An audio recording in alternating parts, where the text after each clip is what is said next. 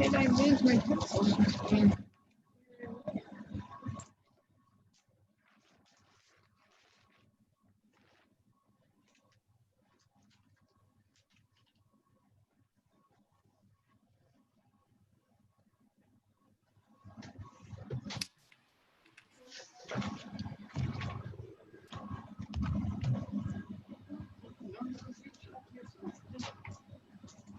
Very salty. I think it's the pizza sauce.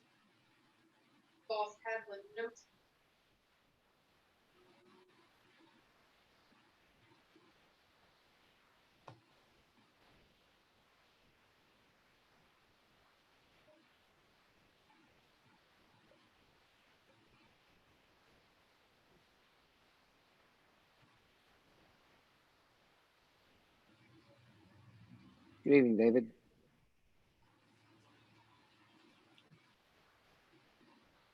All right. So hopefully council members will come back on since it's 7 o'clock. We need to begin. So you're in earshot, come back on.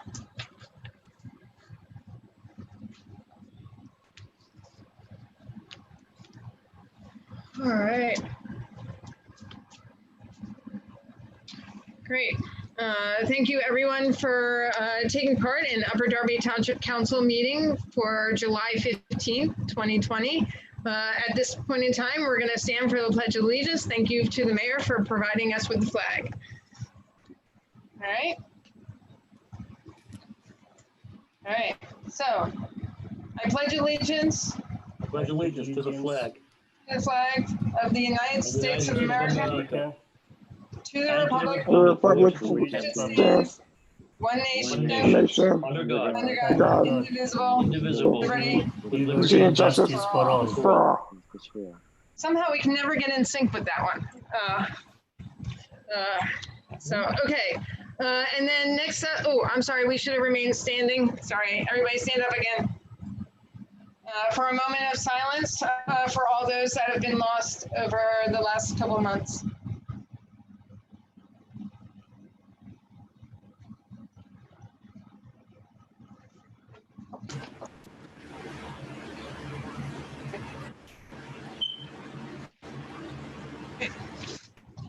Okay, so call this meeting to order. Councilwoman Billups, can you give us a roll call vote? Or sorry, roll call attendance. Sorry, my brain just fried on me. Please give us roll call. Turn on your mic. There you go. Good evening, everyone. Councilman Tunis? Here. Yeah, everyone. Councilwoman Billups is here. Councilman Silva? He's an excused absent. He may join us Okay. during the course of the meeting if he gets a window to join us. Okay, thank you. Okay. Councilwoman Blackwell? Here. Councilman Burke? Present. Councilman Gwen? Present. Councilman Sadiq? Yes. Councilwoman Faralia? Here. Councilman Barnett? Present. Councilman Wagner? Here. And Council President Wentz? Here. All present and accounted for except for Councilman Silva. Right. And then we also have with us Mayor Keffer, CAO Ron Gioni, Treasurer David Heyman, and Alexis, our municipal clerk, and Allison Dobbins assisting us on all the technical aspects. Yep, I see you and also public comment. And then our solicitor, Courtney Richardson, is with us, and our solicitor, Sean Kilkenny, will be joining us hopefully later this evening. So thank you all for being here. So at this point in time, we have rules for meeting decorum. Rule out of order, scandalous, impertinent, and redundant comment, or any comment the discernible purpose of which is to disrupt or prevent the conduct of the business of the meeting, including the question of, or polling of, or debating with individual members of the board. Okay, that being said, we're going to move on to the approval of the minutes for June 2020. So can we get a motion to approve the minutes of the committee meeting for June 3rd? It will include the treasurer's report from June 3rd. I did not have it in my hot little hands to send to you earlier today, but we did receive the report at the time of the meeting. So can we get a motion to approve the minutes, including the treasurer's report for the Make a committee? motion. Okay, Second. so Danielle, motion. And Michelle, Councilwoman, Yes. second. Great. Are there any questions or concerns on these minutes? Okay, seeing none. All those in favor of passing the minutes for the committee meeting of June 3rd, 2020 with the treasurer's report, please signify by saying aye. Aye. Opposed, say your name. Ayes have it. Okay. Great. Okay, and then next up we have the, we'll need a motion to approve the minutes for the regular meeting of June 17th, 2020. I know that two versions of these minutes went out. It's the ones that I sent later in the day with the red corrections that we're going to be approving with the inclusion of the Juneteenth proclamation. The mayor did get it to me later in the day. We'll be attaching it when we when we go to post it onto the website. So I just wanted to make sure we were all clear on what we were voting on and then what the motion was on, okay? All right. I would like to make a motion. Okay, great. So Second. a second by Bill. Motion. And second. Great. Are there any questions or concerns on the minutes? Just didn't get a chance to read them. Thanks for the corrections, the addition of the Juneteenth statement, as well as Councilwoman Billups' Black Lives Matter statement, also, and as well as a little bit of Councilwoman Ferralia's statement, because I caught that some of it was a little bit gone. So I appreciate the effort to get everyone's voices heard. Public record. That was the intent. And keeping in mind that with our meetings being so long, it is very difficult for one person to really create the minutes because of how long the meeting is. So and also I just want to point out that we did talk pre-COVID-19 about getting a device so that would record the meetings for Chief Municipal Clerk Alexis, that would then turn it into written word so that she wouldn't have to recreate the words from scratch. And then COVID-19 hit and then everything changed. So I think we should look into getting a device like that, or it's a program on a computer, but I think it would definitely help with our long meetings and help her with her minutes. So that's just an FYI for you guys. So great. Are there any other questions or concerns on the minutes? Okay, seeing Councilman Gwynn, you got to turn your mic on. Just a quick question. Just a quick question relative to the comment you had made about the recording device. Will that be something done through the administration? It would be done through the municipal clerk office. Okay. That's all. Thank you. Well, originally we were looking at different recording devices for when we were physically in the council chambers, partially because our tape recorder has been dying and almost died before COVID-19.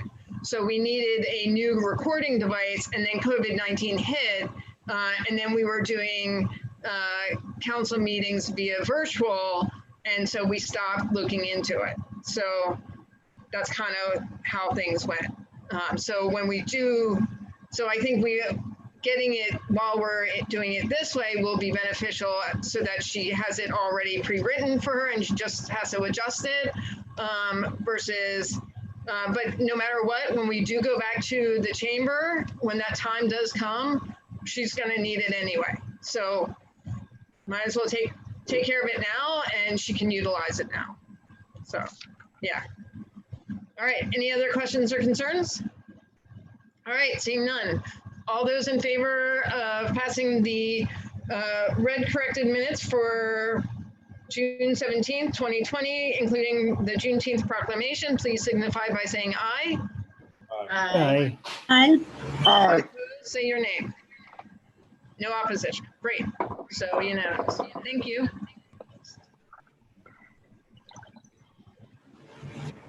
Great.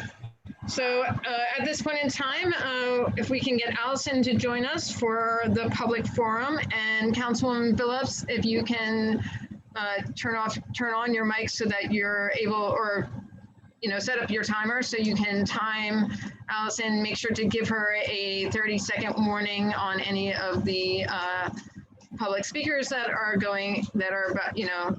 about to reach the 3-minute mark. So. Yeah. And it's 7:10. Great. Go ahead, Allison. The first comment is from Bart Everett's 7543 Parkview Road. First, I'd like to thank the administration and council for continuing to hold public meetings while setting an example of public safety by doing so remotely. Those who are able to should, for the safety of all, continue to work from home, and I'm proud of our local government for leading by example. Moreover, I'd like to commend the administration and council for addressing the long-standing issue of property maintenance. For much too long, absentee landlords and others have had no consequences for leaving neighborhood eyesores, and the recent inspections and warnings will hopefully address this and make Upper Darby a more desirable place for all. That being said, I want to ask about the issue of trash and maintenance in the most prominent area of the township, the 69th and Market Street corridor by the Transit Center. Particularly on Market Street, between Copley and 69th, trash cans are often overflowing, leaving trash on the street and sidewalks. I was pleased to see UD crews cleaning up the area this week, but as the previous administration lacked a long-term plan, I wanted to hear what steps are being taken by this administration to address the issue going forward in what serves as the gateway and flagship business district of our community. Thank you. Okay, Yeah. Go ahead, CAO. Yeah, sure. No, I mean, that's, there's a lot of really good observations there and good points. We have done some rearranging within the public works crews, and we're hoping to make that permanent. So actually every day now we send crews through the business district, Market Street, 69th Street, Long Lane, Terminal Square, not only to empty the barrels, previously hadn't been done every day, but they're also done twice on Fridays now, once in the morning and once in the afternoon to prepare for the weekend. There's kind of an unfortunate reality. I mean, sometimes they fill up really quickly. We don't yet have enough resources and staff to keep them empty all of the time, but we are working on it, and we are working on hopefully being able to install more barrels soon. And we're having that conversation with SEPTA. But in some ways, the coolest thing is the street sweeper is now also going through that business district area that I described early in the morning. So hopefully to prepare the area for the businesses to be open. Again, Market Street, 69th Street, Long Lane, Terminal Square. And we've got crews on the sidewalks. We were able to hire seasonal help and do some rearranging so that people are actually sweeping litter out off the sidewalk and off the gutter so that the street sweeper can get it more easily. And well, we're just being a lot more proactive. It's certainly not perfect yet. And again, obviously people litter and trash gets dumped throughout the day. So you can do it at 8 a.m. and if people throw garbage on the ground, then it's dirty again at 10 a.m. But we're definitely, it's a focus area. Our public works crews are doing a great job. They're on board with trying to address it. And we're hoping that over time, the business owners see it and they take more pride and ownership, and it just sort of feeds on itself and gets better and better. That's actually wonderful, because that has definitely been a topic of conversation at council meetings for at least the last 2 years. Yeah. So that is really awesome that in this administration, not that it's very surprising that the one of the most the strongest environmentalists I know, especially as far as trash cleanup, happens to be our mayor. A priority in her new administration. So I greatly appreciate that. So yes, that's wonderful. And I saw the hand of someone and then I didn't write it down. It was Councilman Burke. Did you want to say something? Yes. Thanks, Vince. You spoke about some more barrels in the business district. I know it's early. I know I've complained 2 or 3 times about 69th Street. I've gotten some phone calls, and I've gotten phone calls that our guys are out there. We also have 5, 8, 10 other business districts in the township. State Road across from Drexel Line is atrocious, the property. Trash just builds up along the trees, and there's no sidewalk. I've called that in. I would just like to make sure that trash cans in the certain other districts get the same quality of cleaning that we do. I know we have a problem in 69th Street, but that we come to the other side of town and do the same exact thing. Oh yeah, absolutely. And honestly, I mean, you know, in the eastern part of the township, you've got greater population density, and that tends to create more of a problem with the trash. But you're absolutely right about State Road. The reality, part of the reality, not that it's ever perfect, is that community service hasn't been running from the county during COVID, right? So community service typically would be the crew going through those woods along State Road across from Drexel Line. Now, that doesn't mean that we should wait for community service to come back. You know, we should talk about it with our public works crews and see about getting people out there. So, I mean, I think it's a good idea. And the Ronomic Civic Association, the Ronomic Business District too, you know, Yep. the barrels and all that. Yeah, yeah. Thank you. Okay. Any other council members want to weigh in on this particular comment? Okay, seeing none. Go ahead, Allison. Andrew Heyman, 309 Edmonds Avenue in Drexel Hill. I'd like to thank council and the mayor for their meal distribution program. While I do not personally benefit from this, I know how hard our community is struggling to make ends meet. Thank you for stepping up and looking out for our most vulnerable residents. I would also like to commend the council, the mayor, and our police for the fantastic job they did at handling last month's civil unrest. An anger-bitter minority of residents seems to be shamelessly misrepresenting what occurred, but let's look at what actually occurred. Most importantly, nobody was killed or injured. The unrest was essentially limited to a single evening. Property damage was minimal and focused on a few specific points. Our police and our elected leaders showed compassion, which is probably why the rioters dispersed without the tear gas and force we saw in other areas. Thank you for everything that you do for us. Sincerely, Andrew Heyman. Awesome, thank you. That's good, great. You're welcome, thank you. Great, go ahead with the next. Nicholas Hoyt, 300 Edmonds Avenue. Good evening. This is an open invitation to the community as there will be a cleanup on Saturday, July 18th from 9 a.m. to 11 a.m. at Kent Park along the #Darby Creek Trail. Volunteers will be meeting at the Kent Dog Park. For those who are unfamiliar, you can plug 3900 Bridge Street, Drexel Hill into your GPS. For those who do not drive, you can hop the SEPTA 102 trolley and get off at the Creek Road station. The dog park is a short, scenic walk down the trail. Gloves and trash bags will be provided. Please help us keep the quote water in this quote creek clean. Nicholas Hoyt, 300 Edmonds Avenue. Great, thank you. Mr. Hoyt does these cleanups regularly, and we greatly appreciate him gathering the peeps together to clean our local areas. So thank you very much, Nicholas Hoyt. Councilman Burke? What time was that, Laura?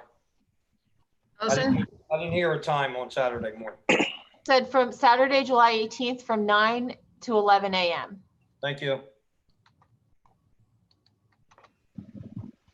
Anyone, Councilman Tunis? And it's is there any specific group or nonprofit taking it? Is it just Mr. Hoyt holding this cleanup?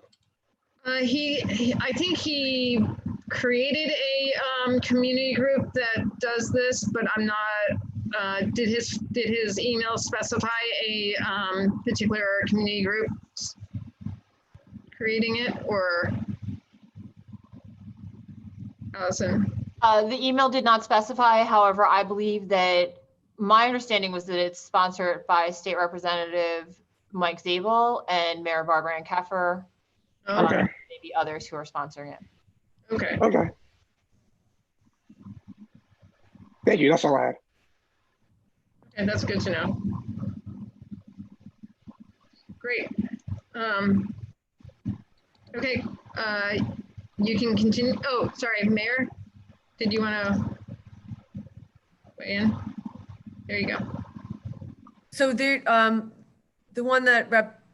Zabel and I are linked with is the Muckinapattis cleanup, which is August 1st.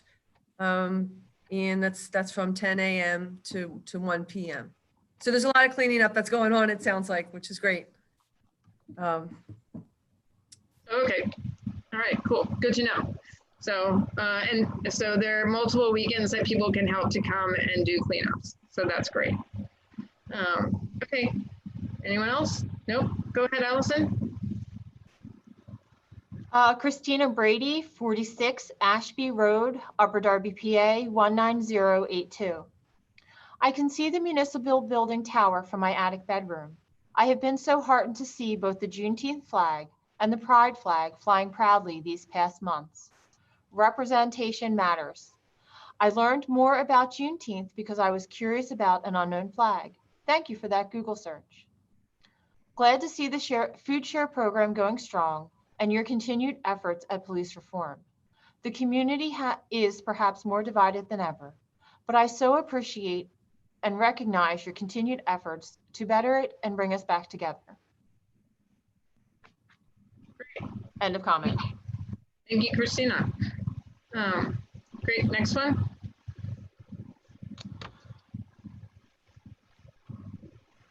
Jason Kiner, 216 Glencoe Road, Upper Darby, PA, 19082. I would like to reach out and offer my support for the recent good governance coming from our council. Over the last few months, our community has struggled intensely with the overlapping demands of dealing with the COVID-19 pandemic, a protest movement, and a recession. What has emerged from these challenges is a local government with a vision. I recently volunteered with the Shared Food Distribution Program and was amazed by how many people showed up for this needed service. Thank you for identifying a clear need and quickly responding to it. With regards to the Black Lives Matter movement, I was pleased to hear that we flew the Juneteenth flag, the Pride flag, and had a community day of healing. Of course, actions speak loudest, so I look forward to seeing the development of ongoing police reform. It is also important that we focus on the health needs of our community. The time is now to establish a county health department. We cannot permanently rely on the Chester County Department of Health for essential services. Our town council should strongly advocate for the county to adopt a public health department. Thank you for your hard work thus far, and I look forward to good things to come in the future. Best regards, Jason Kiner. Great, thank you, Jason. I believe that everyone on council definitely, and the mayor and definitely supports a county health department. That was one thing that was a major discussion during last year's election process. And COVID-19 clarified the need for a county health department 100-fold because we didn't have one, and without Chester County stepping up and being ours, we weren't getting the necessary data we needed for us to know what was happening even in our own townships. So I'm sure the mayor can weigh in on how, it's great that we have our own health department within our township, but I'm sure the mayor can weigh on how important it would be to have one on the county level. Mayor, would you like to? Your mic needs, yeah, there you go. Just very quickly, yes, we I think that we obviously need a county health department. So whatever we can do to get that moving along on the county level, we will do. So awesome. Great. It. Yep, awesome. Go ahead, Allison. Gerald Harrison, 29 South Kirkland Avenue, Upper Darby 19082. Concerning the Market Street corridor running through central Upper Darby. Why do I consider this particular stretch through the heart of Upper Darby crucial? As I presented to Mayor Keffer and Assistant Dobson in early March, this stretch is essentially a few 100-yard long advertisement for Upper Darby. Many thousands of commuters see this stretch daily, possibly more than any other single area in Upper Darby. Therefore, it must be maintained so that it sustains an exemplary appearance. To achieve this desirable result, I offer these suggestions. 1. More trash cans are needed within convenient reach all along this stretch. Else, rubbish is dropped by people on the curbsides and on the sidewalks, resulting in trashy streets and negating cleanup efforts within a short time. 2. These trash cans need to be maintained regularly so there is no excuse for overflow all over the sidewalk and curb. 3. This improvement and maintenance must be accounted for in the upcoming budget. 4. To put a finishing touch on the street, I suggest a few more large concrete flower pots, parentheses, like the ones already there, with hardy plantings. As part of the trash maintenance, watering as needed will be required. Pots with dead or dying plants would be a horrible sight and largely nullify the cleanup efforts. 5. SEPTA needs to do their fair share on their side of Market. Obviously, both sides comprise the look of this thoroughfare. Beautifying this stretch would announce to all who pass through that a new administration is in charge now. The deplorable reputation of Upper Darby's lack of cleanliness, which has long been allowed to fester under the previous administration, would be emphatically reversed. I believe it is just that important. End of comment. Great, thank you. Well, and luckily, CEO Rangioni did mention a lot of things already about plan changes for that section of our business district around 69th Street. And, I think when we get the trash all taken care of on a more regular basis, then for the future budget, we can look into what it would take to add some more flower pots and things like that. I know there had been in that little weird park thing at the end of Garrett Road, and where it met up with Westchester Pike, that's turns into Market around that window right across from the SEPTA train station. They had trees and big potting plant and so forth and there were benches there, and then the benches got taken away, and then the trees got taken away, and the stone plants, I don't know where they went, but they went somewhere in our district, our township. So maybe one day we can bring them back. So awesome. Great. Thank you, Mr. Harrison, for those ideas. Great. Allison? Dolores Lombardi, 29 South Kirkland Avenue, Upper Darby, PA, 19082. As you look forward to better maintenance of the Market Street corridor through Upper Darby, I hope replanting the empty flower pots will be considered an important focus in order to alleviate the unwelcoming environment along those streets. In addition to needing more trash cans to take care of the litter, flowers are needed as an antidote to the concrete drabness of those blocks. That whole area needs some cheerful elements, and flowers are an easy start. The concern about how to water the flowers has been given as a reason by the past administration why flowers could not be planted in the pots. Yet Upper Darby had a large carboy that they previously used to water newly planted trees along Baltimore Pike. Can't that carboy be set up again to occasionally water the flower pots during periods of drought? Those pots are so large that once per week watering would probably suffice when there isn't regular rain. So many neighborhoods have planters and flowers along their business districts. I hope Upper Darby can figure out a way to do the same. End of comment. Okay, thank you. So I think that's something that we'll definitely be looking into. That's a good idea about the truck that waters the plants in the center of the roadways. So definitely we'll look into it. So thank you. Okay, next. Mrs. Sharina Lloyd, 236 Parker Avenue, Upper Darby, PA, 19082. Greetings, UD Council members. My name is Sharina Lloyd. I am a resident of Upper Darby, Parker Ave. I am writing to present to you our concerns about speeding on our block. My question to all of you is, how can the speed limit be posted on my block?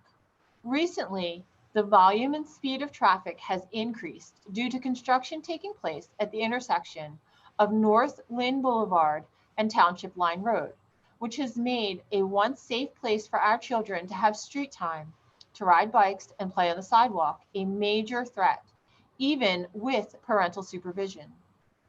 The idea of one time having security and safety suddenly is absolutely not safe or secure. We want to have our security and comfort level restored. How? Posting speed limit signs. There are a few no parking signs which do not protect the well-being of our children. We are looking for a long-term solution brought on by construction work that has no end date. Can you make it possible for our children to have a place to play by posting speed limit regulations? This may seem as a ridiculous request. However, I ask that you put yourselves in our homes, on our block, and our anguish over the potential for an accident to happen or worse. Please ask for the council to research, collect data, and act swiftly on the behalf of our children over a long-term period. I am willing to do my part to collect any additional information the council may require. Thank you in advance to your consideration on behalf of the residents of Parker Ave. End of comment. Allison, what address was that, please? Sure. It's 236 Parker Avenue. Thank you. So no, those are definitely good questions and concerns. That is one of the snags with any construction anywhere, that when the road gets blocked up, that everyone try and find a different way through. Parkview becomes a speedway when State Road and Westchester Pike gets blocked. So I fully understand what they're talking about. So we will definitely look into it. Okay, great, thank you. Allison, do we have another? David Neal, 432 Vermont Road, Drexel Hill, PA 19026. I want to thank Mayor Keffer and council for raising the pride flag in June. It was a sight that brought many emotions rush over me. It is truly a sign of progress that our township is accepting and open to progressive values. I expect our community will see great growth in the coming years. Thank you, David Neal. End of comment. Great, thank you. Any other comments? Yes. Okay. I have, Anna Rogers, address 105 Margate Road, Upper Darby, PA 19082. I have concerns that my property value virtually doubled within 1 year. Why? The taxes are already too high for the services, and now you raise my value so you can chrome more taxes. Please explain where the money is going. I fully intend to appeal. End of comment. Vince, CAO, would you like to take that one? Yeah, sure. So, I mean, the first thing is it's absolutely true and right and appropriate. All residents have the right to appeal their assessment. But even more importantly than that, that increased assessment was not done by the township or initiated by the township in any way there. And a doubling of the assessed value does not and almost definitely will not translate into a doubling of the payment of taxes. The idea of the county reassessment is to level the tax burden across taxpayers. So what the township actually will do is adjust the millage rate to mitigate the difference, whether it's an increase or a decrease in the amount of taxes that any one taxpayer will pay. So I know that it can seem shocking that if you got an assessment and your value went way up or way down, but number one, that's a county reassessment, and number two, it will not translate directly into a doubling or whatever the case might be of your value. The township will adjust the millage rate so that your taxes will not change in that proportion. And no matter how it turns out, the resident is correct that the right to appeal will always be there. Great, thank you. Okay, next. Pauline Sabatino, 3726 Garrett Road, Drexel Hill. On June 22nd, we had a gathering of some community leaders about what we think as residents and as business owners would benefit the growth of the community. In attendance from council were the CAO, Vince Ragioni, and councilpersons Michelle Billups and Brian Burke. From the school board were Gina Curry and Damian Warsavage. I personally picked certain people to be at the meeting because this group of people tend to have different views on what is the best way to grow the community and move forward. Pastor Goodson was kind enough to allow us to use his church to hold the meeting. The common element that rose to the top was the importance of community. It has always been my belief, and that hasn't changed, that the residents of Upper Darby are the most genuine, passionate, and generous people that I know. The rules were no politics. The meeting did not disappoint. Some ideas were bringing the youth sports leagues back to the 69th Street AA field. I'm a strong believer that youth sports builds strong communities. Vince told me he would help me in the process of securing grants. There are obviously kids that are not interested in sports. It was also suggested that a type of internet cafe for kids to utilize for games, also arts and theater. All are great ideas that we need to pursue. A safe place for the LGBT community youth was also mentioned, another great idea. Also, the young adults offered peer and student mentoring. All this could be accomplished with an actual youth center that is much needed. A Back the Blue rally was brought up and all were invited. Sorry to say that only Brian Burke from council was able to attend. We need the community to understand that we can be an advocate for change without making the Upper Darby police the scapegoats. Others brought up black captains. Too many residents don't know the ordinances in their areas, and although it is the job of their council people to get that information out, it is not happening. It's easier to get control of the big picture when you break it down to its smallest parts. Block captains would do this. I will be following up once the township opens up completely for many of these ideas. Thank you to all that came. End of comment. Okay, so I know a couple of people want to weigh in. Just want to thank Pauline for bringing the group of residents and elected officials and CAO together for that meeting. I know I was not able to be there, but to just clarify that Councilman Burke and Councilwoman Billups did continue a lot of those conversations with different committee meetings, the conversation of block captains, safe space for the LGBTQ, were all things that we started the conversation with the mayor and CAO Rangioni on figuring out ways to be able to make some of those things happen, and so forth. So just to clarify that, thank you for that. She's going to be following up. Just wanted to let you know we have started the groundwork on some of those issues. So I saw CAO Rangioni's hand, and then I also saw Councilman Tunis's hand. So go ahead, Rangioni. Oh, yeah, no, sorry. I was just agreeing and giving the thumbs up. I mean, I did tell Paul Ann that I would help with grants, and I'm happy to do that.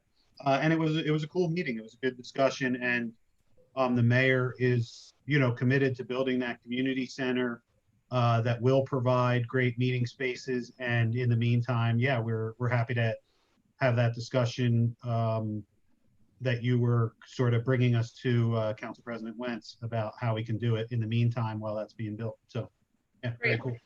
Awesome. Councilman Tunis, did you want to weigh in? Yeah, no, you both essentially said what I was going to say, so I'm not going to waste any more time. Thank you. Great. Anyone else? Okay, seeing none. Go ahead, Allison. Gina Mariano, 209 North Bishop Avenue, Clifton Heights, PA 19018. Dear Council and Mayor, I am writing as a resident of the Westbrook Park section of Upper Darby Township. Recently, I've noticed that the islands off Springfield Road are unkempt and there are no seasonal flowers installed at both sides of Westbrook Drive.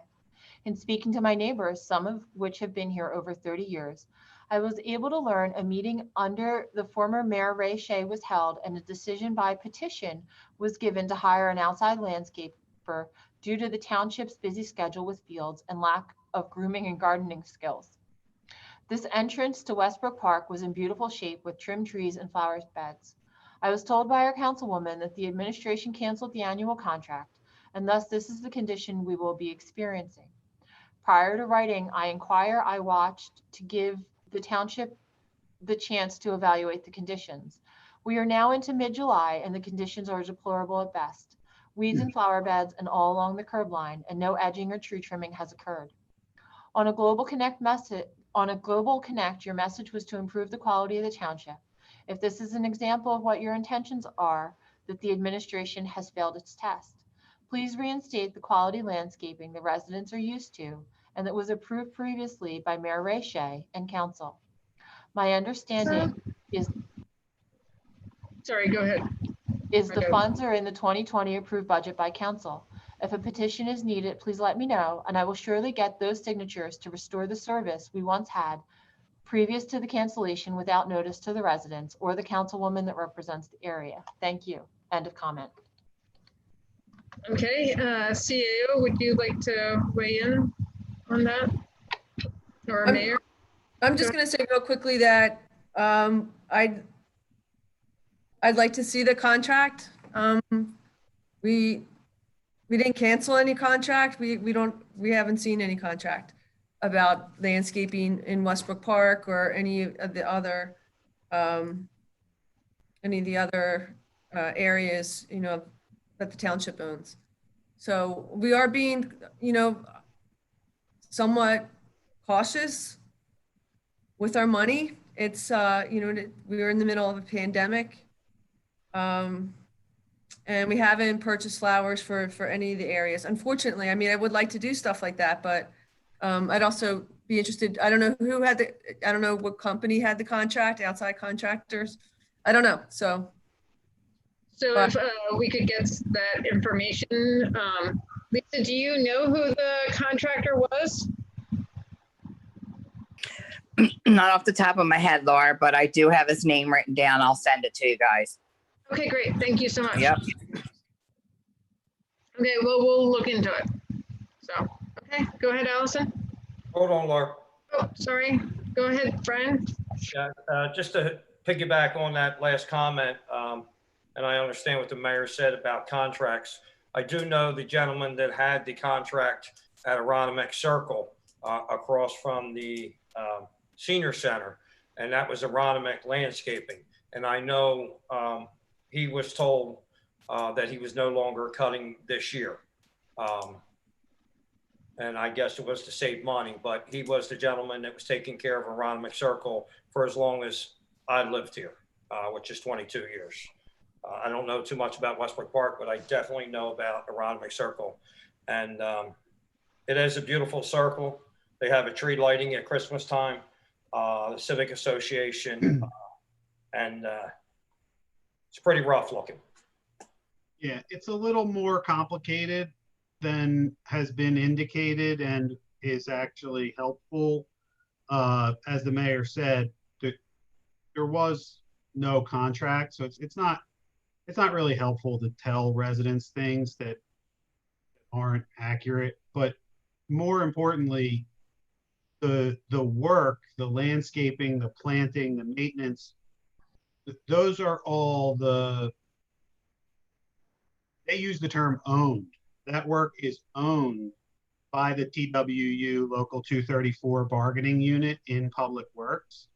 And so it's really up to the discretion of the bargaining unit whether they are going to grieve the township, allowing outside entities, whether they be nonprofit groups, volunteers, or paid contractors, to participate in any way in the work. And so maybe the previous administration had a different understanding with the union. Maybe I don't know exactly how that worked under the previous administration. Obviously, I wasn't there. I wasn't privy to it. But that work is proprietary to our Public Works department. And so if we did contract out for that work, and this administration would probably do that in a formal way in writing, it could subject us to a grievance from our own Public Works department, who is the rightful owner of that work according to their contract. So we think it should be well maintained. We absolutely agree that it should be well maintained, but exactly how to do that can get a little more tricky than it might seem. Thank you for that clarification. Councilman Bennett. Thank you, President Wentz. The circle, Dermont Circle, as it's referred to in Pilgrim Gardens, as Councilman Burke referenced, that circle, the island in Westchester Pike, the island in Westbrook Park on Westbrook Drive, I believe, is the one that Councilwoman Faralia is referring to. As long as I can remember, have been maintained by private contractors. I'm not privy to what kind of contract may have existed, but the fact does remain that they were maintained and maintained very well by private contractors. It's never been a problem with TWU, whether or not that was done by private contractors. Therefore, I don't understand why it would be going forward. I don't buy into that argument that TWU would have an issue with it. If they do, let them speak up, let them maintain it. But the point is, they do need to be maintained. That is a signature of Upper Darby Township. These are in very prominent areas. Even that little Pork Chop Island coming in from Springfield Township into Upper Darby, where state and township separate, is important to be maintained, among other properties that we own. So I don't see any reason why they should not be given a priority. They do make an impression. That's absolutely true, and I don't disagree with anything that you just said. The only thing I would point out is that especially the island on Westchester Pike, that's a PennDOT right of way. That is PennDOT property. So to ask the Upper Darby Township taxpayers to maintain the state land in the middle of Westchester Pike is actually not particularly fiscally responsible. Now, I understand that it's very unlikely that PennDOT will step up and do what they're supposed to do, but our first responsibility is to the taxpayers, and that is PennDOT land to maintain. It is an ongoing conversation with the TWU, and I'm not saying that they would have a problem, but I think determining the most appropriate way to maintain it and the way that's most fair to the Upper Darby taxpayer is the right thing to do there. I think we owe it to the taxpayer to maintain every one of those 3 plus other properties, even though it may be, part of it may be owned by PennDOT, particularly the island in Westchester Pike. People of Upper Darby Township deserve a nicely appearing community. It is That's not nicely absolutely appearing. correct. So we In need the to case step of the up to the PennDOT plate right and of we need way, to do they it would be now. paying for it 3 times. We need to State do it now. taxes, local taxes, and a private contract. So if you think that they deserve it enough to pay for it 3 times, then we might have a I slight don't buy the disagreement. argument. I think that that's an It's not a investment in subjective quality. argument. Hey, I- guys, It's an investment in quality. listen, Quality of life. you've made your point, Councilman Barnett. Yes, we do all agree that those areas do need to be maintained and cleaned up. How we go about doing it is basically the point that the CAO and the mayor need to work on to find the new path to do that. Also, something that's happening this year that wasn't necessarily happening in past years is a contract negotiation. So everything is on the table, quite literally, during that contract negotiation. So, you know, it's very important that our mayor and CAO are very cautious of anything that relates to the work that is clarified as belonging to a particular union, especially during their contract negotiation, because that will, if it wasn't included before, it will be included in the future. So I appreciate them paying attention to that and making sure it's clear whose work is what. And so then, you know, once they can resolve it, they will move forward to make sure things are cleaned up and ready to rock. Councilman Tunis and Councilman Gwynn are next. Councilman Tunis, go ahead. Yeah, thank you, Madam President. My only question is, before we continue or do anything, I would just be curious to find out, A, about this contract, and B, how is there anywhere near 6th, 7th, other parts of the 5th where this is going on also? Because this is all seems to be new to me.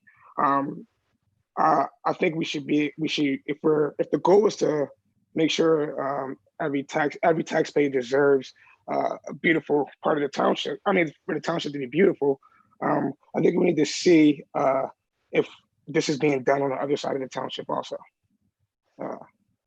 Right, because there are a lot of little pocket parks in the 6th and 7th district that may not be being maintained as well as the ones in Westbrook Park and so forth. Yeah, so, and I'm not comfortable moving forward as a 7th district councilman without knowing that. With even doing this program without knowing if it's being done on the other side of the township. That's not equally making sure everyone in the township is getting the service. That's my main concern. okay, cool. We will look into it. And then we have Councilman Gwynn. Go ahead. Thank you. I wanted to bring up the fact that we've already had discussions about people cleaning up various parks and cleaning up various locations, which is very admirable. But we can also have volunteers of the individuals to help do some of these plantings and do some of it.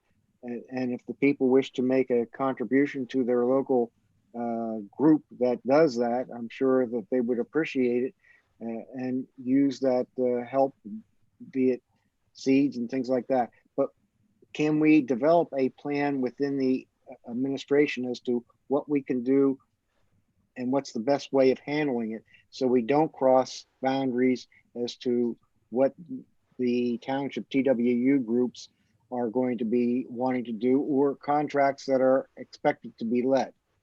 That's all my comment. Okay. Well, yeah, I think that falls under, once they get everything figured out, then that's where we can figure out where the community groups can help out. For sure. I mean, I know the Shade Tree Commission does a lot, Tree Tenders does a lot. So we do have groups that work on things outside of other community groups hosting cleanups and things like that. So yeah, definitely. Okay, great. President Wentz, we will add our 30 minutes. Now, just to verify that the 30 minutes were of the public comments and not of council response. Right, right, Okay. right. But I mean, Wait, we started at 7:15 Okay, for public comments. right, but we did have a lot of council responses. So just curious, Allison, how many more do we have of public comments? Give me a second. One. Okay.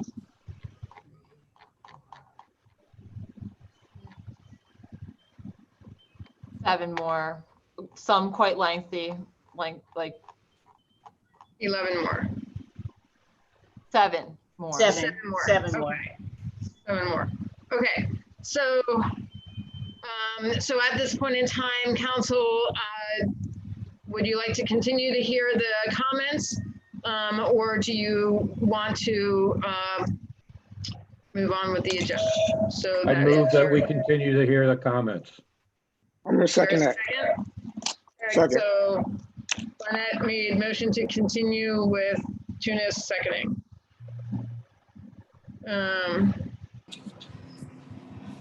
Continue. I'd like to make that amendment to the motion, Okay, what's your amendment, Councilman Quinn? that we hear it, but do it after we've completed the rest of the items that we have on the agenda tonight. How about we hear, but we don't respond until new business or old business? That's not part of my motion. He's asking for a friendly amendment, and I'm amending his friendly amendment with a. So would you consider still hearing all of the comments, all the public comments, but holding on our response to those comments until the end of the meeting? I think it's essential to hear the comments and respond simultaneously. Okay. All right. So our amendments have been denied. Okay. Any other questions, concerns on continuing the public comment? Seeing none, can we get a roll call vote on the public comment extension? Yes. On the extension of the public comment, Councilman Tunis, Yeah. Councilwoman Billups, oh, that's me. Yes, yes. Councilwoman Blackwell, Yes.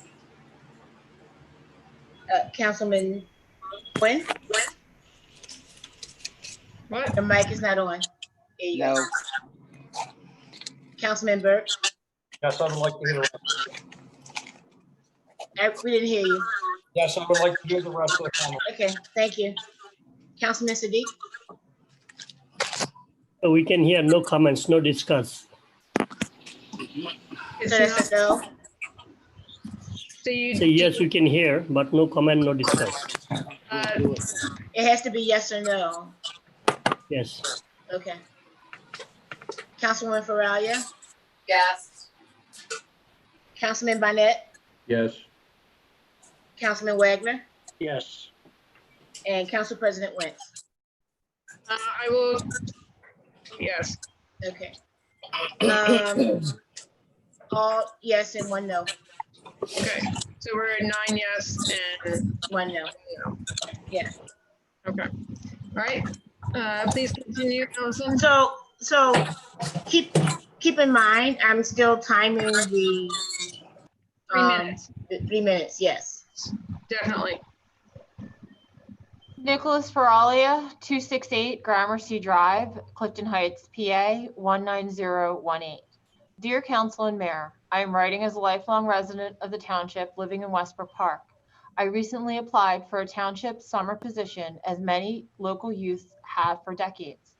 This opportunity would have given me funds to offset the financial burden on my parents sending 2 children to college.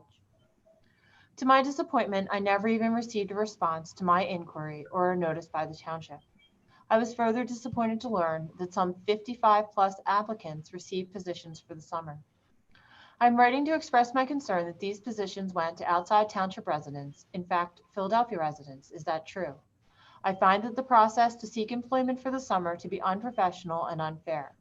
Can anyone explain why the township positions went to outside residents without any opportunities to the youth of the township first, who live here, and parents who pay the taxes?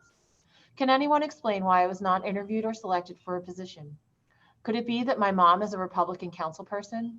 I would certainly hope not. However, certainly looks that way based on the decisions to hire outside of the township. Nicholas Feralia, end of comment. Okay.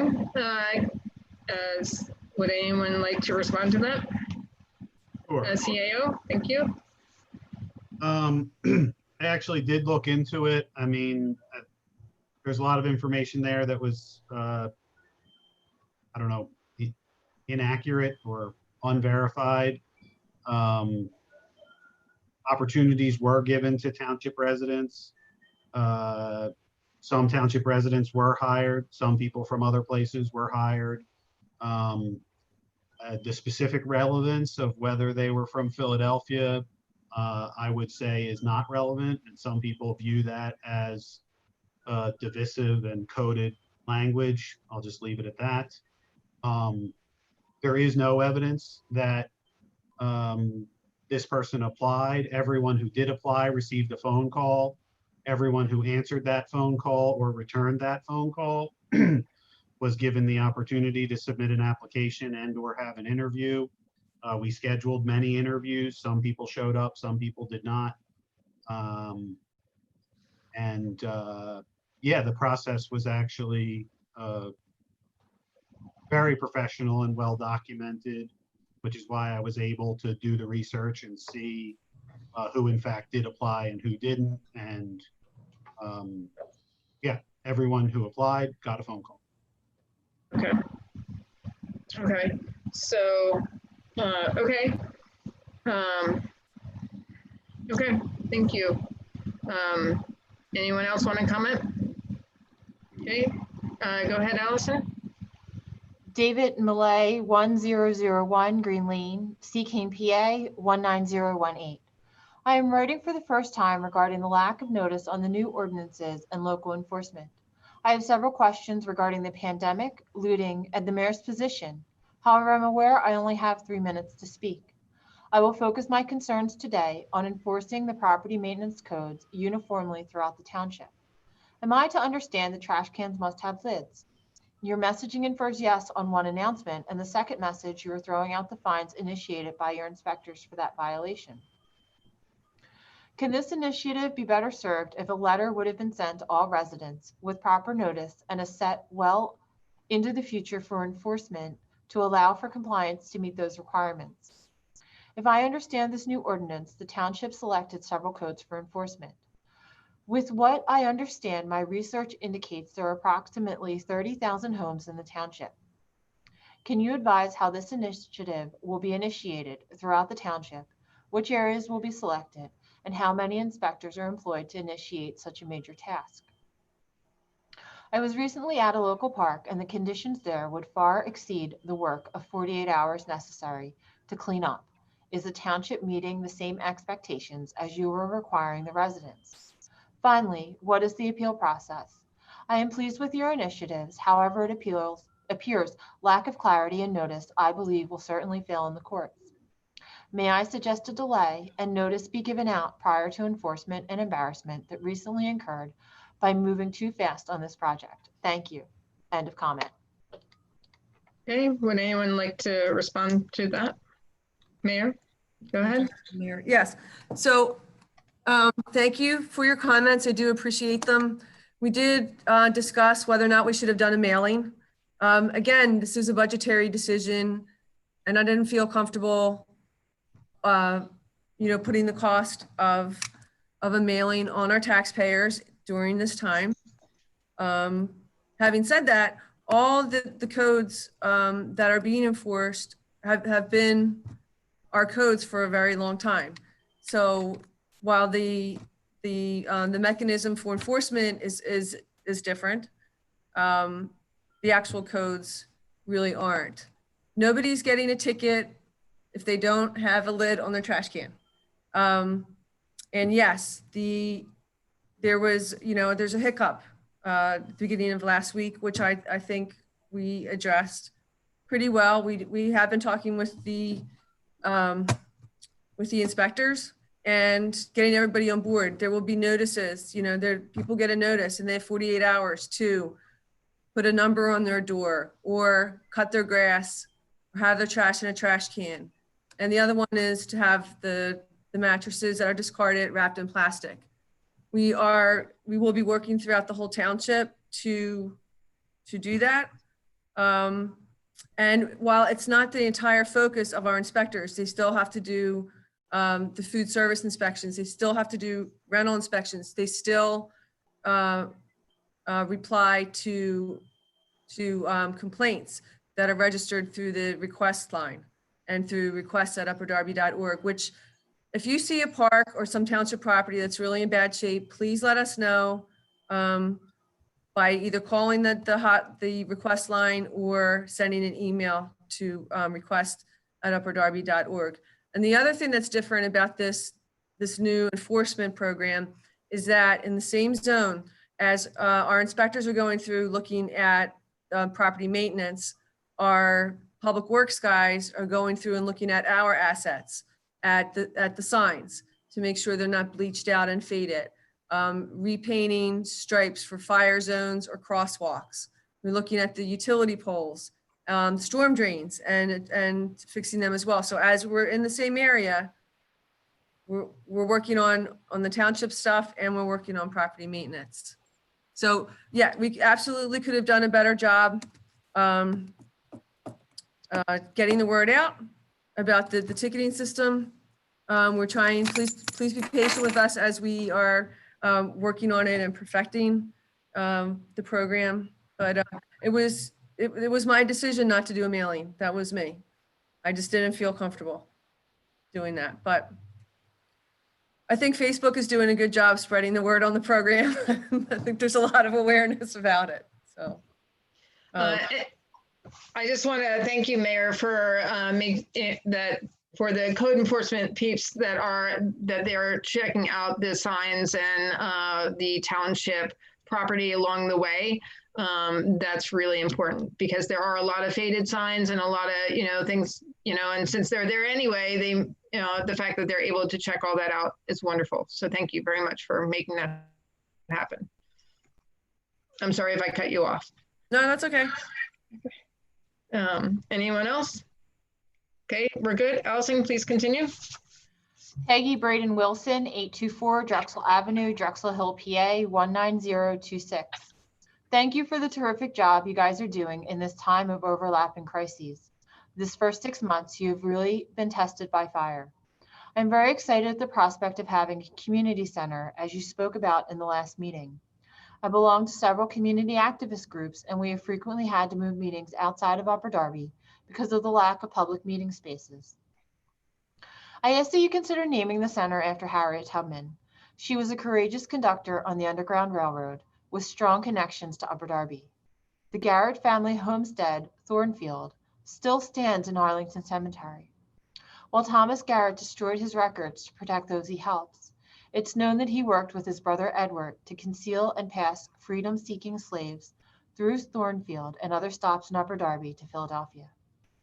We can assume that Harriet Tubman, who relied on Thomas to help her and her passengers on the Underground Railroad, passed through Upper Darby multiple times. Harriet Tubman was the first and only woman to date to lead a military assault. She was also an active suffragette working to secure the vote for American women. I can't think of anyone who better deserves this honor. End of comment. Thank you.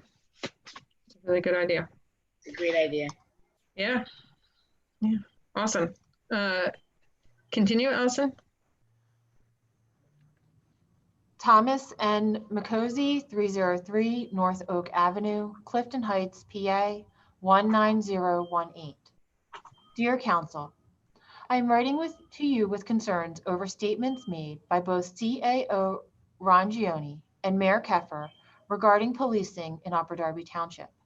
As a highly trained firefighter and past chief in this township, former council member and public safety chairman and mayor, I caution this council and administration to reduce or defund the Upper Darby Police or provide instruction to reduce its equipment and manpower. Upper Darby Township was ranked 6th in safe communities in Pennsylvania, and as such, attained that classification along with its excellent reputation by strict policy review and changes of policy for the better over the years. This was done through collaboration with council and the department, as well as the bargaining unit representatives. Hearing the comments from Mr. Kilkenny, the township solicitor, stating council has no input or say over police matters is factually not accurate, and in fact, the mayor is the administrative function of the legislative body. If council were to pass a budget with a line item for SWAT training, dogs, or vehicles under capital, the mayor cannot simply remove or change that item without approval. The Public Safety Committee was always included in policy decisions and worked closely with all previous mayors. I am not privy as to what caused that statement to be made. However, I get a sense some members of the council may be uneasy with some of the mayor's or administration's recent statements, actions, and proposals. Removing dogs or defining their potential is placing police and civilians in danger. Many instances, our dogs were used to search out suspects in buildings, thus providing safety for the officers. Dogs play a vital role in many aspects of use. However, the primary function of a canine must be able to protect itself and its partner. I wish to state a fact that not one council member or person in the administration has thought through or possibly is aware that 69th Street Terminal is listed as a terrorist target level 2 site by Homeland Security, and our Safe Schools Operation Plan utilizes the very equipment being disused to be removed or returned. The safety of our teachers, residents, children, police, fire, and EMS throughout the township would be in jeopardy if a serious incident should occur. Upper Darby was always independent due to our size and staffing and experienced officers as the 6th largest municipal government in the state of Pennsylvania. To rely on outside agencies throughout the county during a crisis or episode is paramount to irresponsible actions of your duties to protect this community. Is that a 30-second warning or a? Yeah, 30-second warning, yeah. In addition, the command structure changes from local control to regional control during a major incident. If the administration and council wish to appease the Black Lives Matter movement, that can be accomplished by policy and not total removal of valuable resources currently in place to support a divine threat that possibly is inevitable in the world we live in today. The comments and policy suggestions that were aired live at the last committee meeting resulted in a common theme carry out from this new administration. That is to blame the last administration. It's been 6 months. You now own the decisions you are making, and I have supported some and only weighed in when my administration was criticized without merits. The comments from the CAO and the mayor imply we acted carelessly in renting the police garage next to the police station, when in fact, there were appraisals based on similar rental comparisons. To clarify the mayor's comments regarding the rental fees of the garage and the necessity of the rental, I offer 3 points. 1, the rental was initiated due to parking concerns raised by the mayor current while she was a councilwoman, and the lack of storage for the units in questions that are housed there, including investigations. 2, the property was put under lease to stop a sale with full intent to purchase through capital or grants. Are we at 3 minutes yet? Adjacent to the police. We should be there if we were. Yeah. At 3 minutes. Madam, may the solicitor respond? Yes. Thank you. Madam President, I would like to refer the council to the Home Rule Charter, Section 403, regarding the powers and the responsibilities of the mayor. It states in relevant part, the mayor, in addition to any other power or responsibilities provided in this charter, shall A, supervise and control either directly or through subordinate employees all administrative departments and divisions of the township. To be very clear, the administrative code provides that the police is actually an administrative body of the township and then therefore falls directly under the purview of the mayor. I just wanted to clarify that under the Upper Darby. Okay. Someone's, I'm gonna mute a couple people. Sorry, I'm muting council members that might have background noise. So, okay. So thank you, Solicitor Richardson, for that clarification. Mayor, did you or CAO want to respond to any of that message? No, I think we're good. Okay. Okay. So Allison, please continue. Next comment, Janice Heyman, 727 Stanbridge Road. I was excited to see at the July committee meeting that passing the Fair Districts resolution is back on the table. Please adopt this resolution to send a message to Harrisburg that Upper Darby supports impartial, fair, and transparent redistricting. Thank you also for extending the Share Food program for the food insecure among us. Programs like this make me very proud of our township. Keep up the good work. End of comment. Great, thank you very much. Okay, next one. Joe Clark and Sadie Thomas, 75 Houston Road, Upper Darby Township. So I will skip the two areas where they discuss specific ordinances with your permission. Yes. And address those under the ordinances. The ordinances, yes, thank you. Moving forward, we would like to request that since Delaware County is now in the green phase, that the public should have the opportunity to attend in-person meetings. During these last few months, public comment has been restricted, and since the township will not allow us to be a part of the Zoom meeting and interact with commenting, we have no opportunity for follow-up questions that would normally be allowed during a regular meeting. The township could continue to utilize the virtual platform so that those who are compromised or don't feel comfortable attending in person can still do so virtually. Delaware County Council has resumed in-person meetings, and the municipalities within the county should do the same. I had the opportunity to meet with Councilman Tunis today and take a walk through the 7-1 and discuss issues with him. One of the things I mentioned to him is that some residents have hobby vehicles that may not have current inspection or registration, but are on private property. He had mentioned that maybe the township could allow a hobby vehicle permit. In light of this conversation, we would like to suggest the following resolution he made to Ordinance 3072. Owners of vehicles may apply for a hobby permit. In order for a permit to be issued, the owner of the vehicle must be able to provide proof of residency at the address of property the vehicle is located on, or provide written permission from the property owner of the vehicle does not live at or does not own the property the vehicle is located on. In addition, the owner of the vehicle will be required to provide proof that the vehicle is insured either through auto or homeowner's coverage, that the vehicle is either within a secure structure, which includes a garage, carport, car cover, or fencing, or that the space the vehicle is kept on is kept clean from fluids and debris, and that the vehicle body is in safe, solid condition to prevent harm to persons and animals, and that the vehicle is properly secured. Additionally, the vehicle must not be stored in an open space in dilapidated condition. The body must be whole and free from rust and kept in clean condition. Permits will be granted upon receipt of the requested proof and payment of $50. Permits will need to be renewed annually, and renewals will need to meet the same requirements as attaining an initial permit. Upon issuance of permit, the vehicle owner will be provided with a paper permit as well as a sticker to be affixed to the driver's side of the rear window. Owners will have 30 days from the date of expiration to renew their permits if the owner is unable to meet the requirements prior to the permit expiration. After 30 days, the owner may be subject to an abandonment notice and subject to any regulations allowed within ordinance 30 seconds. 7.2. Okay. We'd also, wait, was that time or? It was 30 seconds. We'd also like to take a minute to discuss the Back the Blue rally that was held on July 2nd. We would like to thank Councilman Burke for his attendance at that rally. We feel it is absolutely disgraceful that no one else from council was present. We understand that Councilwoman Farley was ill and that Councilmen Wagner and Bonnet had prior obligations.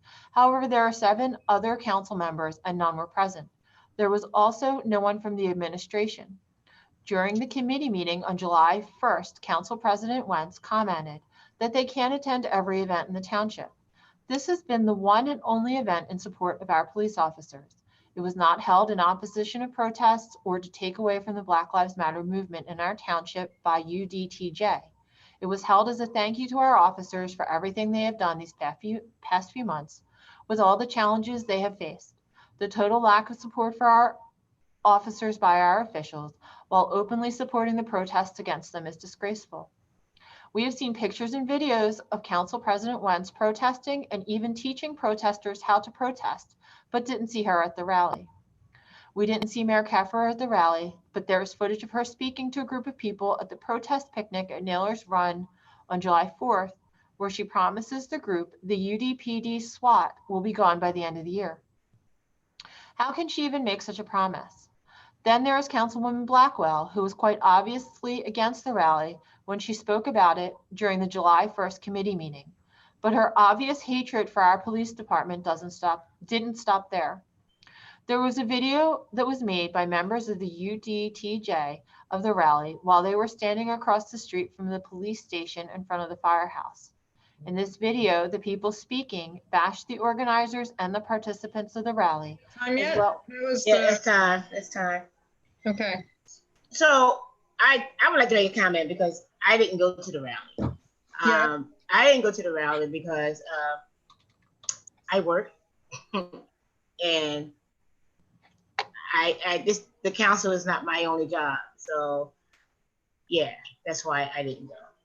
So I'm not sure who made that comment. Wrote that letter.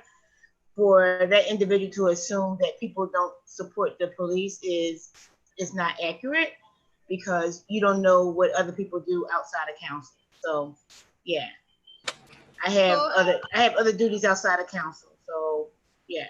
Right. So I also to clarify that during the committee meeting prior to that event, every council member who was not able to attend clarified that they weren't able to attend, expressed their support for our officers and Superintendent Bernhardt repeatedly. And yes, the reality is we all cannot attend every event in every situation. We all have our own separate lives that we have to live.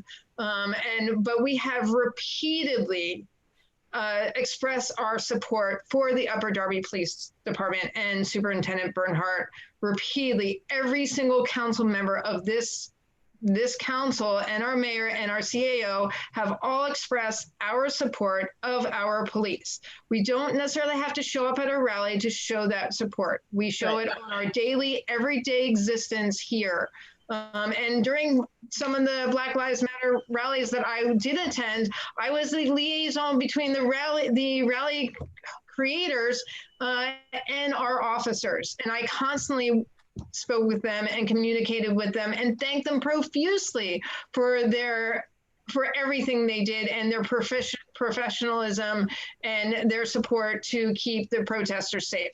So I do find that comment, there were things that were very disingenuous about the comment on so many levels. And I know that Councilwoman Blackwell will definitely want to weigh in, but at no point in time in our previous committee meeting did I ever hear her speak negatively about our police department. That did not happen. I don't know where that's coming from, but that did not happen. And I don't recall her speaking negatively per se about the event, just that she could not attend. But that's just my recollection on that one. So I know that Councilman Tunis had his hand raised. So Councilman Tunis, did you want to speak?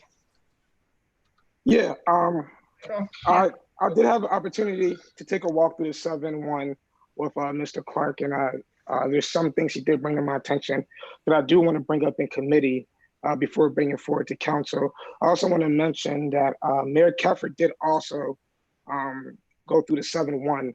Schedules didn't meet up, so we couldn't all be together at the same time.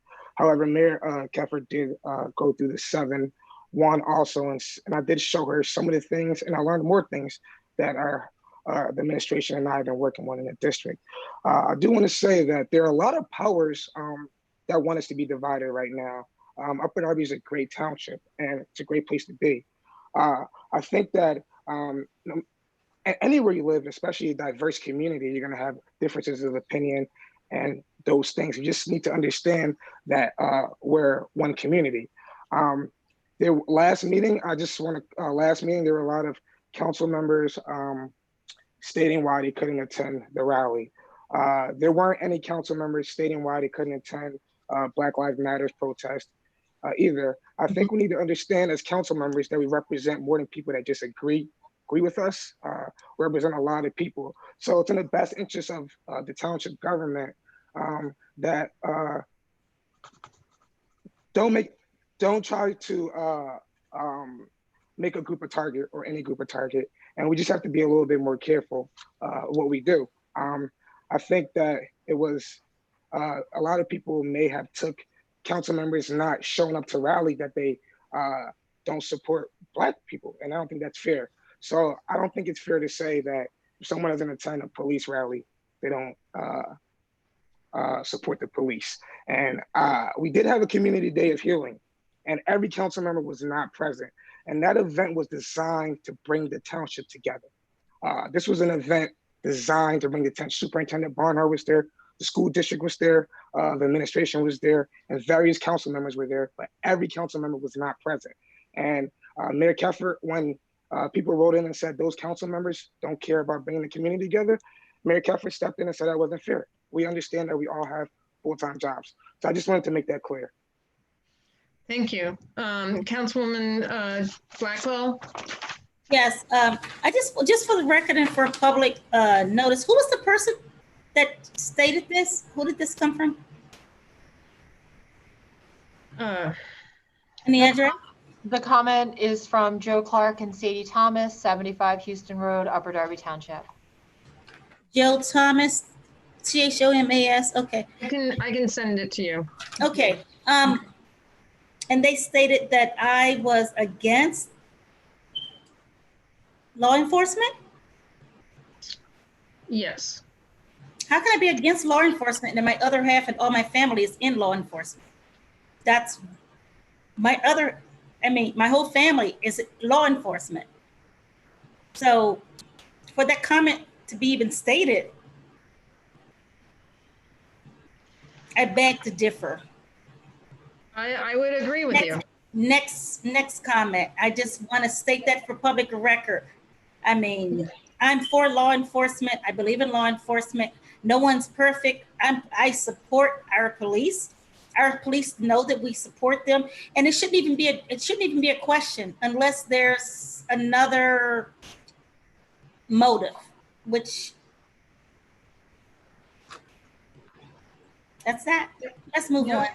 Okay, and also I just wanted to tie in about the very first part of the comment, talking about a potential, either a change to a previous ordinance.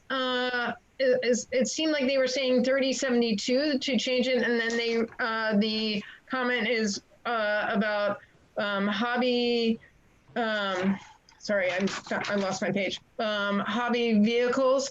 If we were going to create an ordinance of the such, it would be its own ordinance, separate from any ordinances we've already passed. We're not going to go back within this year and fix and change an ordinance we've already passed, because they're already currently in motion. So if we're, the wording and their suggestions are really good, Allison, and I would love to get a copy of that. So that council committees can look into it for a future ordinance. I think that's a really good idea. But we're definitely not going back and changing an ordinance we've already passed. And I'm not sure if I misunderstood that comment, but I just wanted to clarify that. Okay, anyone else want to weigh in? Seeing none. Allison, please continue. Tina Hamilton, 4715 Woodland Avenue. On July 2nd, we had a rally for the Upper Darby Police Department showing our support for our police. The night prior to the rally, at a meeting, Superintendent Tim Bernhardt mentioned the rally to council. Silence from the mayor. Laura Wentz's commented, "We cannot attend every event." Danielle Blackwell says she supports the police. Yes, but it's a public comment, so. I received word from Lisa Feralia she was ill. Tom Wagner had previous plans set. Don Burnett had a commitment with his grandchildren. We had a great turnout. 308 people came out on a very hot night in support of our police. Brian Burke, thank you for attending. We presented our police with a plaque to show our support and appreciation for all that they do. I will say that it was hard to get 4 police officers to come out and receive this plaque. I have no official word on this, but in my opinion, they were told not to come out or talk with a group of supporters for them. How sad is that? It's horrible that the mayor or CAO or Laura Wentz did not show up in support of this rally or our police. It was not lost to those that attended the township leadership was not in attendance, just as it was not lost to all that township leadership has joined in marches against our police, even have advertised for them on their site. It extremely disturbing what BLM has presented itself as and is being encouraged to continue by the mayor, who showed up at the picnic on July 4th to speak to the crowd of 8. Total disrespect for our police. The residents of Upper Darby want law and order. We want to be safe. Our police force is top-notch, best trained, and neighbors in our community. Removing the diversity class was a personal target of firing, and a class that benefited all of us. And it was canceled day 2 of this administration. I know I speak for a large majority of this township when I say, we back the blue. And we expect our township leaders to do the same, and to stop looking to fix something that is not broken. Support these great men and women, they deserve it. The citizens should know your support is with the UDPD, no questions, 100% support. And I saw a report about removing our high-trained SWAT and downsizing our PD.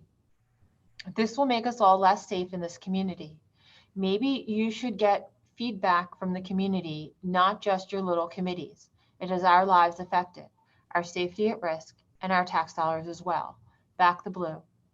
On another note, recently there have been quite a few OD deaths recently. The community should be aware there's a bad batch of pills, meth, and heroin on the streets of Upper Darby, tainted with fentanyl. Just lost another soul last night. Upper Darby Recovery Without Barriers is always available 24/7, 267-473-1181. Tina Hamilton. End of comment. Okay, I just want to clarify that Black Lives Matter does not equal anti-police. Just want to make that clear. Black Lives Matter clarifies that Black lives do matter. It does not equal against police. It's against police brutality, not police as a whole. Our police officers are horrified by the police brutality that caused the deaths of so many members of our Black and brown community. They have said it repeatedly through numerous of avenues, at numerous locations and realms and meetings and so forth. So just to be clear, that if you support Black Lives Matter, that does not mean you are anti-police. I am 100% for our police, as is every single council member, every single person on this Zoom supports our police.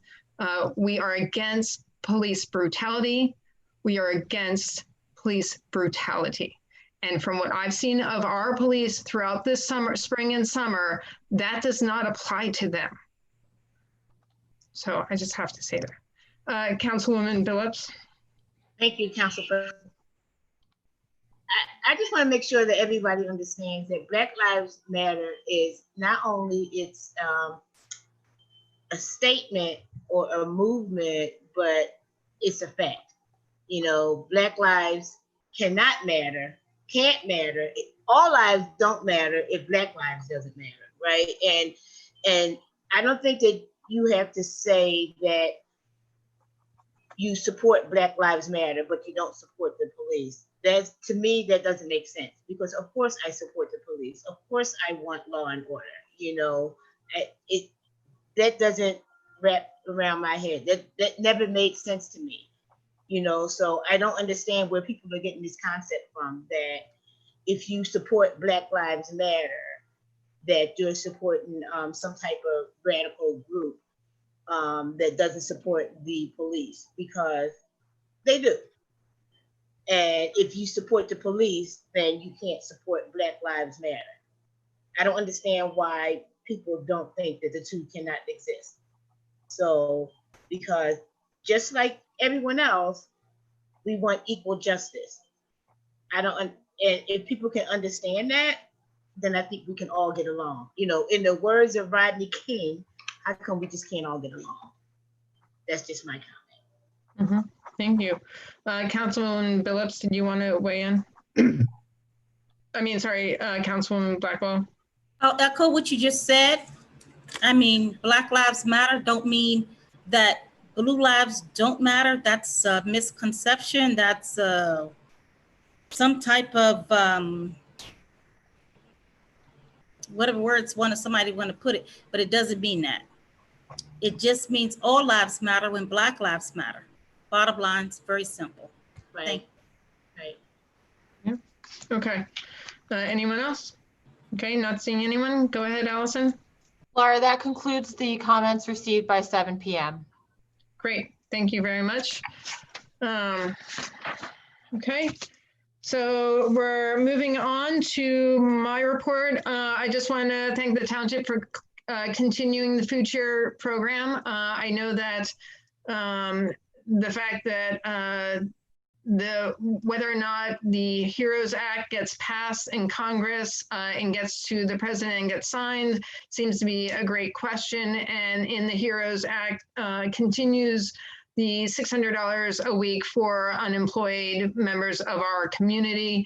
And so I really hope that we do get that extended as one of those individuals. The food will be greatly needed. I mean, it's greatly needed now. It'll be even more needed if that extra $600 does not continue to our residents who are unemployed. So thank you very much for continuing to make that program happen.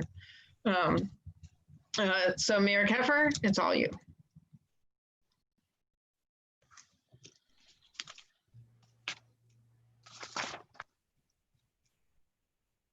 Go ahead. Oh, yeah, thank you. Regarding one of the comments from the public forum and about whether or not we're going to have meetings in the township building, Governor Wolf did issue a directive today, which is to mitigate the resurgence of the virus. And part of that directive is that indoors, we shouldn't be gathering with 25 people or more. So that would be really tough to pull that off for a council meeting. And but we're gonna look at this and evaluate. We are trying to open up the township building in a safe way. Many of our services are available online or by phone. And in addition, we are making in-person appointments. Please call if you need an appointment for a permit or maybe you want to drop off your tax bill or whatever. Please call 610-352-4100 and we will direct you to the right department and try and make that happen. So as we discussed briefly before, the Public Works Department and License and Inspections continue to work together through the Focus Zone program, whereby the property maintenance violations and our own township infrastructure are addressed in a systematic and proactive way. Please bear with us as we continually work to improve the program. And despite rumors to the contrary, our inspectors are not ticketing for trash cans without lids. And lastly, as we continue to live with the coronavirus and its ripple effects on our families and our lifestyles and livelihoods and our economy. Another repercussion of the pandemic is its effects on mental health. In addition to the pandemic, this year has been really tough for people in the wake of the murder of George Floyd. This month is the BIPOC Mental Health Awareness Month. And I have a proclamation which supports this designation. BIPOC stands for Black, Indigenous, and People of Color. So Here's the BIPOC Mental Health Awareness Month proclamation. Whereas people from all backgrounds live with mental illness and other mental health challenges, both nationwide and in Upper Darby, and whereas repeated experiences of individual, interpersonal, and institutionalized racism can cause trauma and other adverse mental health outcomes in Black, Indigenous, people of color communities. And whereas the widespread use of mental health problems, the widespread issue of mental health problems across all demographics, compounded by the unique hardships BIPOC endure, creates more adverse mental health outcomes for BIPOC. And whereas unresolved mental health issues can manifest in a variety of conditions and behaviors. This includes depression, anxiety, substance abuse, and social media addiction. And whereas BIPOC face additional obstacles when seeking mental health treatment. This includes racial discrimination and bias in treatment settings and an increased likelihood of experiencing language barriers, stigma surrounding mental health, and financial strain while accessing treatment. And whereas the people of Upper Darby Township have shown great strength and resilience during this particular period of tremendous distress and throughout the continuous struggle for racial equity. And whereas since 2008, the United States government has designated the month of July as B.B. Moore Campbell National Minority Mental Health Awareness Month. Now therefore I, Barbara Ann Keffer, Upper Darby Township Mayor, do hereby proclaim July 2020 as BIPOC Mental Health Awareness Month in Upper Darby Township and encourage all residents to learn about the effects of racism on mental health. So I tried to keep it short this month, so that's it. Thanks. Thank you. And please send a copy of that to Alexis and I so that we can include it in this meeting's minutes.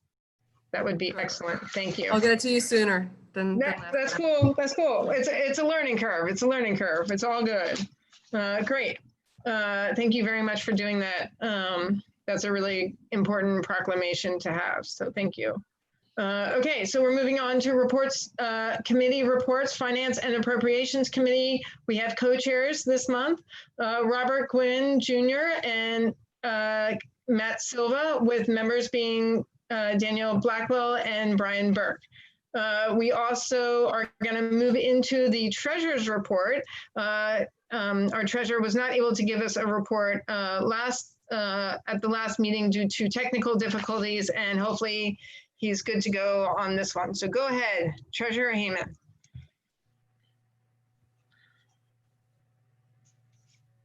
Hello, Council President Wentz, Mayor Keffer, and Council. Nice to see everybody. So yes, I appreciate a little extra time to get the report together, Treasurer's report together. We've overcome our difficulties and should be able to provide timely reports moving forward. So I submitted this summary to Council President Wentz earlier today. So I'm assuming she circulated it to you. So I'm going to run through it. I'm sorry, I didn't get a chance to, but I will. Oh, definitely okay, all right. Afterwards. It's hanging out there somewhere in the ether. So yes, it will definitely go out to council tomorrow. Okay. Sorry about that. All right, no, I'll just work through the numbers real quick and try to make it clear. All right, so reminding that everyone that the budget was just over $82 million for 2020. Where we stand as of the end of June, halfway through the year, we have collected roughly 75% of the anticipated revenues. That represents about $61.9 million, 4.8 of it in June, in the month of June. So on the revenue side, we've got about just under 25% of our anticipated revenue left to collect. On the expenditure side, if we look at the year-to-date expenditures halfway through the year plus encumbrances, we have about $38.1 million already spent. We anticipate another $44.1 million through the end of the year. This means that about 53.6% of our expenditures have been completed through the end of June, which I think I just said leaves about $44 million to go. So the question is, how do we cover the $44 million? We have cash on hand in the banks of monies collected over monies spent of $23.8 million. We anticipate an additional revenue of about $6.4 million. I'm sorry, about $20.3 million. If you add that up, it's spot on what we expect to spend through the rest of the year. So we currently have cash in the general funds to cover 5 months. That's through November. It looks like we're going to pick up the rest of that. And from a bird's eye view, just want the public to know that it looks like the bills are going to be paid this year. That's where we stand. And I'll keep updating this every month as we move toward the end of the year. And so that's where we're at. Okay, just a clarification. I think it's the month of October that we have a tendency of a huge September, October, where there's a huge increase in our monthly bills for pension related payments. Just want to make sure that yeah, that's included in here, and it's sort of reflected in these average numbers. For example, June, the actual expenditures were $4.78 million. As we get in later in the year, we know those numbers are going up. The average over those next 5, and by the way, I don't do a month-over-month anticipation. I don't think that's possible. But the average looking forward is $7.3 million. So it is anticipated that these are going to be more expensive months finishing out the year. Okay, great. Thank you. Thank you. Anyone have any questions or concerns on the report? Councilman Burke? Yes, thank you, David. I have one question. To the point of our men and women that are still on furlough, and if we weren't on furlough or COVID-19, what would have been the percentage of our budget that we would have been underfunded? Well, I don't know the answer to that question. I haven't analyzed that. Okay. I mean, because that's something that Councilman Burke, if that's something you need, I can certainly dig that up and put something together for your report. Yeah, just so we know future going into next year's budget, cross-reference the numbers for next year, because they're only 2 days a week. Our L&I guys just came back a couple of weeks ago. They were furloughed for a couple of weeks. Just something to work with towards next year's budget. That's all. Very good. I'll work on something for you. Thank you. Thank you very much. Anyone else? Okay, seeing none. Thank you very much. You rock. Okay, so next up we have resolution number 2420. If Solicitor Courtney Richardson could give us a brief, that would be excellent. You turn your mic on. There you go. Yeah. Thank you, Council President. I just for clarification, we have had multiple conversations about the business privilege tax regulations. The original ordinance was passed in 1998. However, there does not seem to be any accompanying regulations to actually enforce the tax. So we are just going to. So this is a resolution of Upper Darby Township, Delaware County, to establish regulations for the collection of business privilege tax, repealing all inconsistent resolutions or parts thereof, providing a severability clause, and providing an effective date. Whereas the Upper Darby Township Council has enacted the Upper Darby Business Privilege Tax Ordinance 2879, whereas Section 9G of the ordinance authorizes the Director of Finance to make rules and regulations consistent with the ordinance. Whereas the Taxpayer Bill of Rights, 53 PS 84 21 through 8438 requires that the township have regulations governing the conduct of audits and assessments conducted by the finance director or his or her authorized agent, describing the rights and obligations of taxpayers during audit, assessment, and review of business privilege taxes. Whereas council desires to adopt the regulations for the collection of the business privilege tax in accordance with the Taxpayer Bill of Rights. Now, therefore, it is hereby resolved by the Upper Darby Township Council that the following regulations regulations shall govern the collection of business privilege taxes and is hereby adopted and resolved by the authority of the same as follows. Section 1 provides the definitions of the words and phrases when used in the regulations that shall have the meanings ascribed to them. Section 2 are the required notices, more specifically, the required tax notice as specified by the Commonwealth of Pennsylvania. The third section is a notice of basis of underpayment.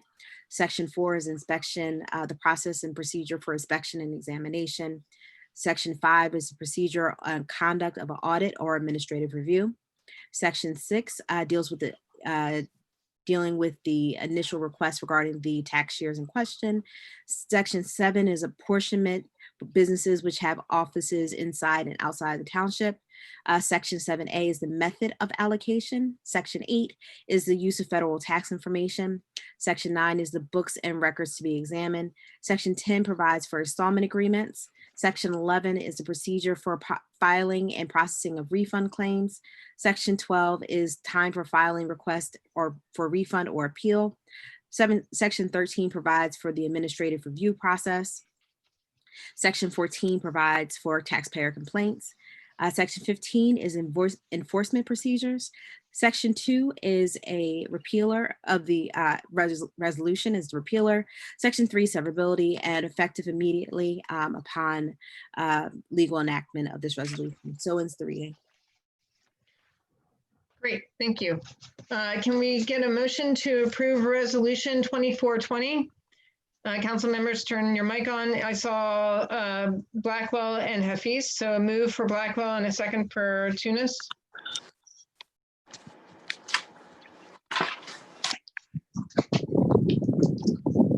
Okay, are there any questions or concerns on this resolution? Anyone? Anyone? You guys are a little slow today. Councilman Barnett and then Councilman Gwynn. Go ahead, Councilman Barnett. Was there a motion for this, President Wentz?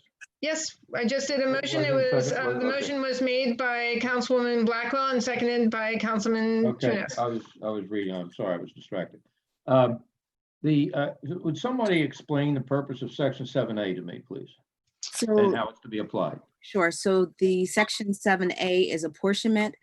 The way Section 7A has to work. So essentially, if there is a business that is located in Upper Darby, but has operations outside of Upper Darby, but no necessarily, I guess we'll call it home base of operations, all of their receipts that are I guess attributed to Pennsylvania, the Commonwealth of Pennsylvania, are attributed to Upper Darby directly. And the reason being is that as you see, there has the total gross receipts times the apportionment factor, and then it's the gross receipts portion of Pennsylvania. So ultimately, we can have a multi-state corporation, but we can't double tax. So if there is a taxpayer who has a set of operations in Maryland, we cannot tax them on Maryland receipts, but we can tax them on any Pennsylvania receipt if there's no other place to kind of grab it in Pennsylvania. So as you can see, there's an apportionment factor, which as it provides the averaging of the total of the following: you have your wages, your salaries, commissions, and other compensation, specifically in Pennsylvania. And then there's tangible property and real property owned and leased in Pennsylvania. So there's a percentage that is allocated towards that. Then you have the gross receipts of Pennsylvania sales and services. So that is how the apportionment factor is a product of the averaging of all of that information, which is not just wages and salaries and compensation, but tangible personal property and gross receipts.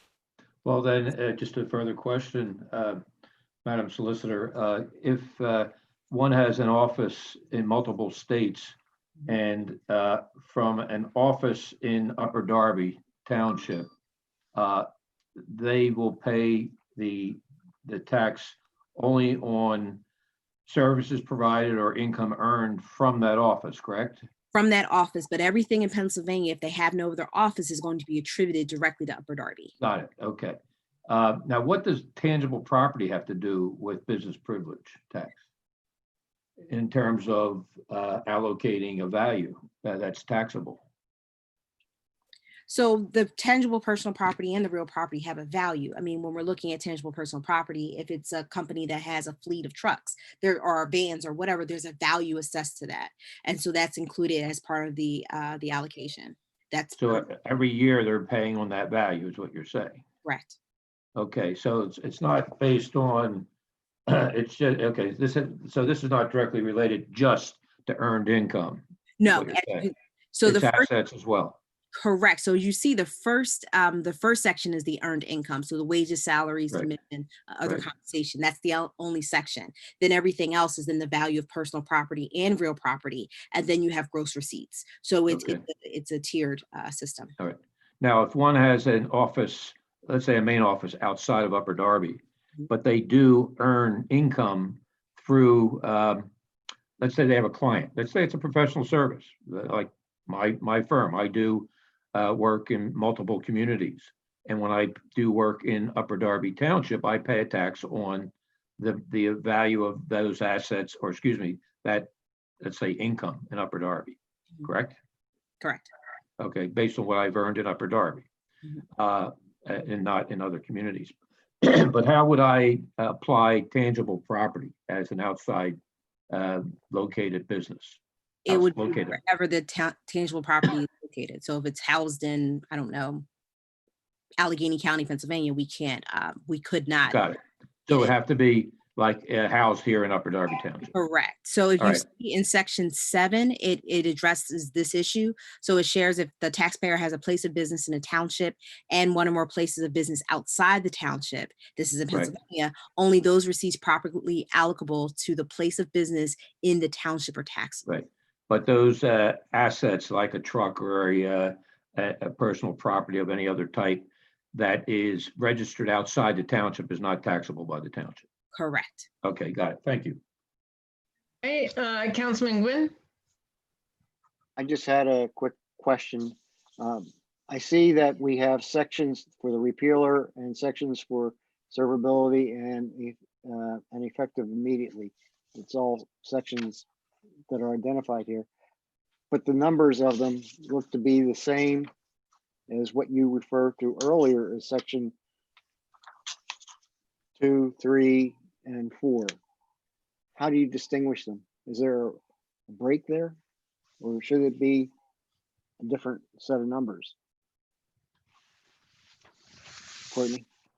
You are more than welcome. We can change, if you would like, we can change No, this. I'm just asking. I mean, it's completely up to you. The difference is actually in the, if you see in the font, is that the sections are actually attributable to the resolution itself. But if you would like to change them, Councilor Gwynn, you're more than welcome to do so. If you would like to add section 16, but these are the sections that are actually the resolution that have the repealer and the severability that are outside of the sections that are contained in the resolution. Thank you for your explanation. Okay. Councilman Wagner? Thank you. I just want to clarify something for our residents. What effect would this resolution have on the many residents of Upper Darby whose places of business are outside of Upper Darby elsewhere in Pennsylvania? So section, I believe 7 deals with that. If the taxpayer has a place of business in the township and then one or more places of business outside the township, only those receipts properly allocable to the place of business in the township are taxable. So only time that you're doing something in the township, if it's outside of the township, and this is only in Pennsylvania, if it's another state, then that's a jurisdiction of another state. So, but only in Pennsylvania. So if it's Upper Darby, and we'll just say for the sake of argument at this point, Malvern. So in this case, we can only attribute certain receipts to Upper Darby, those that are actually going to Upper Darby, and then we can only then apportion those that are outside of Upper Darby or to Malvern that way. So there's not a double taxation that you're going to get taxed in one jurisdiction on the same receipts, and they're going to get taxed again. That's what the apportionment is trying to deal with. It basically, you're trying to get what Upper Darby is entitled to. However, you're not trying to overtax or tax doubly what another jurisdiction has the authority and the ability to tax on. Thank you. So if there's no place of business in Upper Darby, it doesn't apply to that individual. That's correct. Thank you. Councilman Bennett, I do see your hand, but you've already spoken on this issue. I want to make sure no other council members want to speak before I call on you, but I do have your name down. Are there any other council members that would like to speak or ask a question on this resolution? Okay, seeing none, Councilman Bennett, it's all you. Okay, thank you, President Wentz. Just one more question, Madam Solicitor. Relative to this, you do not have to have a place of business in Upper Darby Township, but you may have earned income from a client or a sale that was consummated in Upper Darby Township, correct? And you Sorry. then own I'm sorry, repeat your question. You do not necessarily, it's a question. I assume you do not have to have a place of business in Upper Darby Township to owe this tax.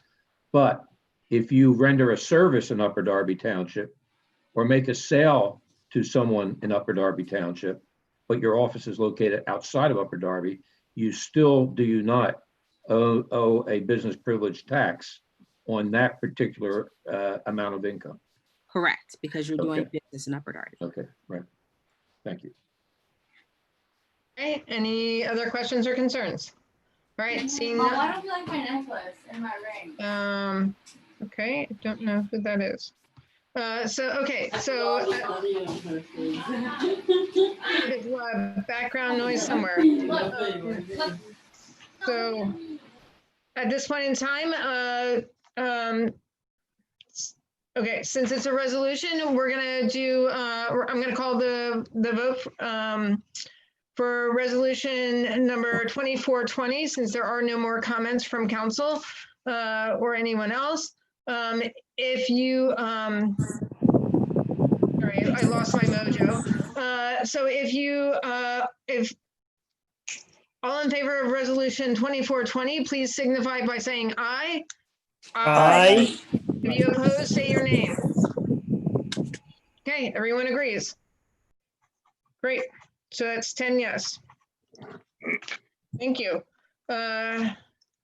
So next up, Solicitor Richardson, can you give us a brief on resolution number 2620? Yes, thank you, President Wentz. 2620 is a resolution of Upper Darby Township, Delaware County, authorizing the submission of the application for funding from the Commonwealth of Pennsylvania Redevelopment Assistant Capital Program grant of $1.5 million for the purpose of redeveloping 7200 Walnut Street property as a community center. Whereas Upper Darby Township is desirous of obtaining funds from the Commonwealth of Pennsylvania's Office of Budget, in the amount of $1. That's what it says in the resolution. So I just don't know, for the redevelopment of the property owned at 7200 Walnut Street, whereas the township is the sixth most populous municipality within the Commonwealth and borders the largest municipality in the Commonwealth, whereas the township does not currently have a community center, whereas the blighting influence exists due to the deteriorating condition of the current building, whereas this council believes it is in the interest of the township to apply for the RACP grant and to utilize the funding for further efforts to create a community center in the township. Now, therefore, be it and it hereby resolved that Darby Council hereby adopts the same as follows. The township is hereby authorized to apply for, execute, and submit a grant application to the Pennsylvania Office of the Budget for the Redevelopment Assistance Capital Program to accept the grant funds to be used for the project as detailed in the grant application. The township is authorized to provide such assurances, certificates, and supplemental data or revised data that may be requested in conjunction with the application. Was the reading.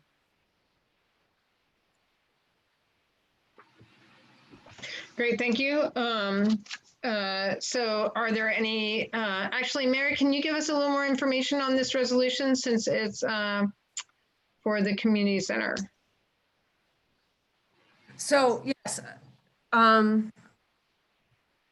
wanted to make it's a small correction that can be made in the meeting, but the address is 7000 Walnut Street, not 7200. Okay. Presently it's the Welcome Center. and homebound meals are cooked there as well. So this RCAP funding is critical for us to get the, what's that noise? It's I critical just needed to be able to build the building that we want, you know, to have a new building there. And it's part of it's state money that we are trying to get, so that we're not paying for the entire project with capital funds or that kind of thing. So the state has, you know, a pot of money for these kind of projects. We want to use this project. We want this community center to kind of go forward. So Great. Thank you. I'm really excited about it. So I hope that you all support it. Yeah, I think we're definitely into a community center in so many different ways. So that's awesome. I see Councilman Gwynn and Councilman Tunis. So and then Councilman Siddiq. So Councilman Gwynn, go first. Go ahead. Point of clarification. As Courtney was reading it, she stumbled on the amount that says there $1. Is that correct? Is that what you want to be reflected there? Or is that just a placeholder for what's supposed to be the 1,500,000?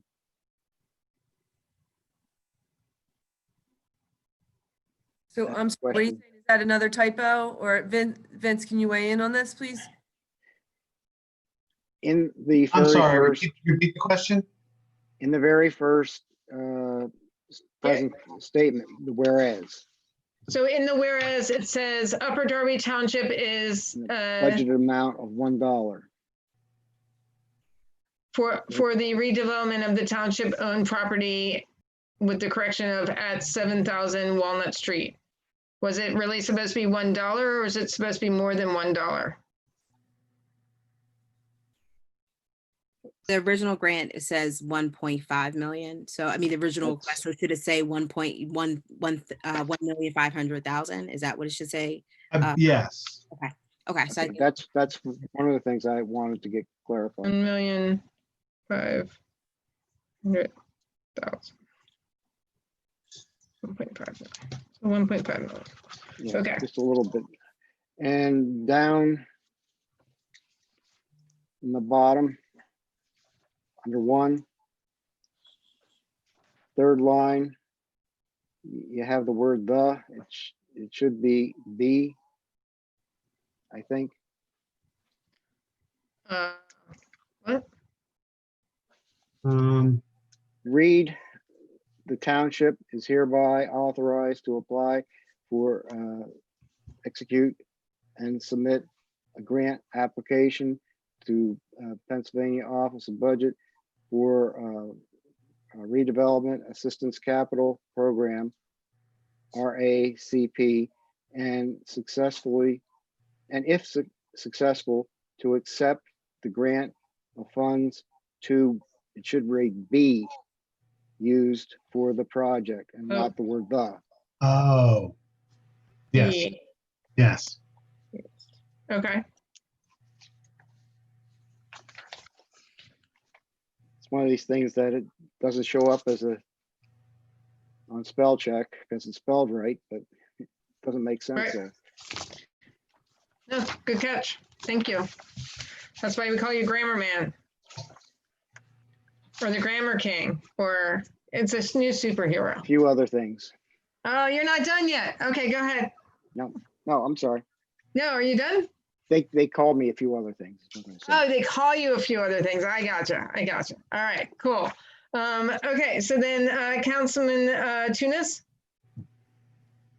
Yeah, I just want to say that this is in the middle of the 6th and the 7th district, and I'm sure Councilman Siddiq will add some to this. But the most common question I get from parents or concerns is the lack of recreation activity in the area. That's something I've always felt about. It directly affected my childhood growing up, seeing the lack of recreation activity. So I'm happy that the administration is bringing this forward. I think it's in a great location. I think it's going to be used, and it's going to be a great thing for the township 20, 30, 40 years down the line.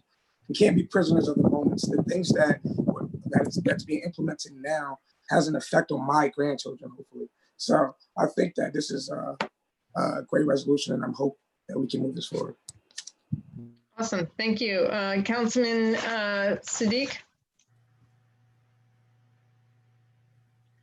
Yeah, I would like to thank our honorable mayor regarding this resolution with the community center. It's been a long time. The community, the resident of District 6 and District 7, they are looking for this place, the community center. When I heard from her mouth last week, I was so happy and excited that community center will build in our doorstep between District 6 and 7, and community to be benefited of this one. I thank you so much, and thank you all the people, the mechanism working to make it happen, the community center for our community. Yes, thank you. I agree. Councilman Barnett? Thank you. This is for the mayor. Mayor, can you fill me in, or CAO Rangioni, can you fill me in on, and the rest of council, on how will this be used internally as a community center? Boxing gym. Yeah, so one of the primary goals is to restart the boxing gym and bring that resource back to the community and utilize all of the sort of equipment and history that exists in that boxing program. One of the other functions would be to provide community community meeting space for people to organize community groups and hold public meetings. Also general recreation and exercise, right? So the boxing gym might be multi-purpose, able to host other kinds of fitness classes and workout things. We're really in the design phase, so we're kind of accepting community input and working with the people who responded to the RFP, to see what's possible on the site. But those are some of the initial ideas, and I think the mayor probably also has additional ideas. But yeah, it's still an open process. And just to be totally clear, it's not that we want to eliminate the Welcome Center programming at all. The Welcome Center programming is very important, and some of that programming may stay at the community center or may be brought into the township building. But that Welcome Center program and the immigrant community services all still very important to the township. Yeah, I agree with that. As a matter of fact, that was going to be my next question, but thanks for the answers. Sure, no, absolutely. Mayor, did you want to weigh in a little bit? No, thanks. Okay. Okay, great. Any other questions or concerns on this resolution? Okay, seeing none.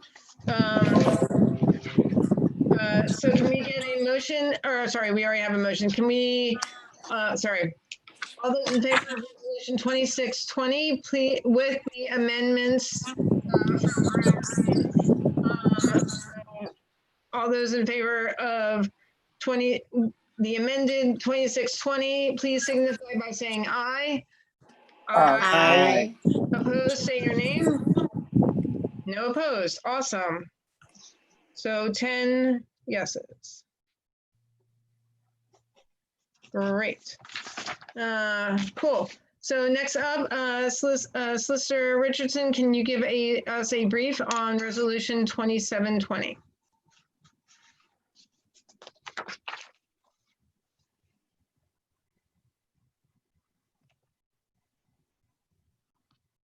You need to turn your mic on. Thank you. 2720, which is which resolution, Councilor Wentz? Resolution for Upper Darby Township, Delaware County, appointing, Deborah Nifong. Okay. I'm sorry, for Okay. Finance Director. Okay, so thank you.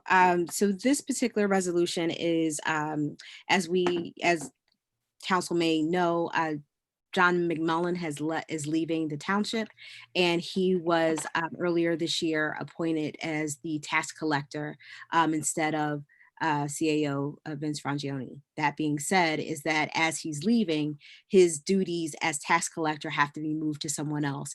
These duties are being moved or proposed to be moved to Deborah Nifong, who is the Deputy Director of Finance and Community Relations, or Community, I'm sorry, Development.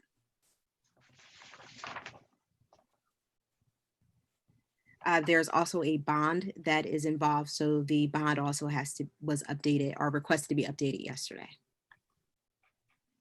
Okay. So ends the summary. Okay, so I guess for myself, this is a question for Mayor and CAO.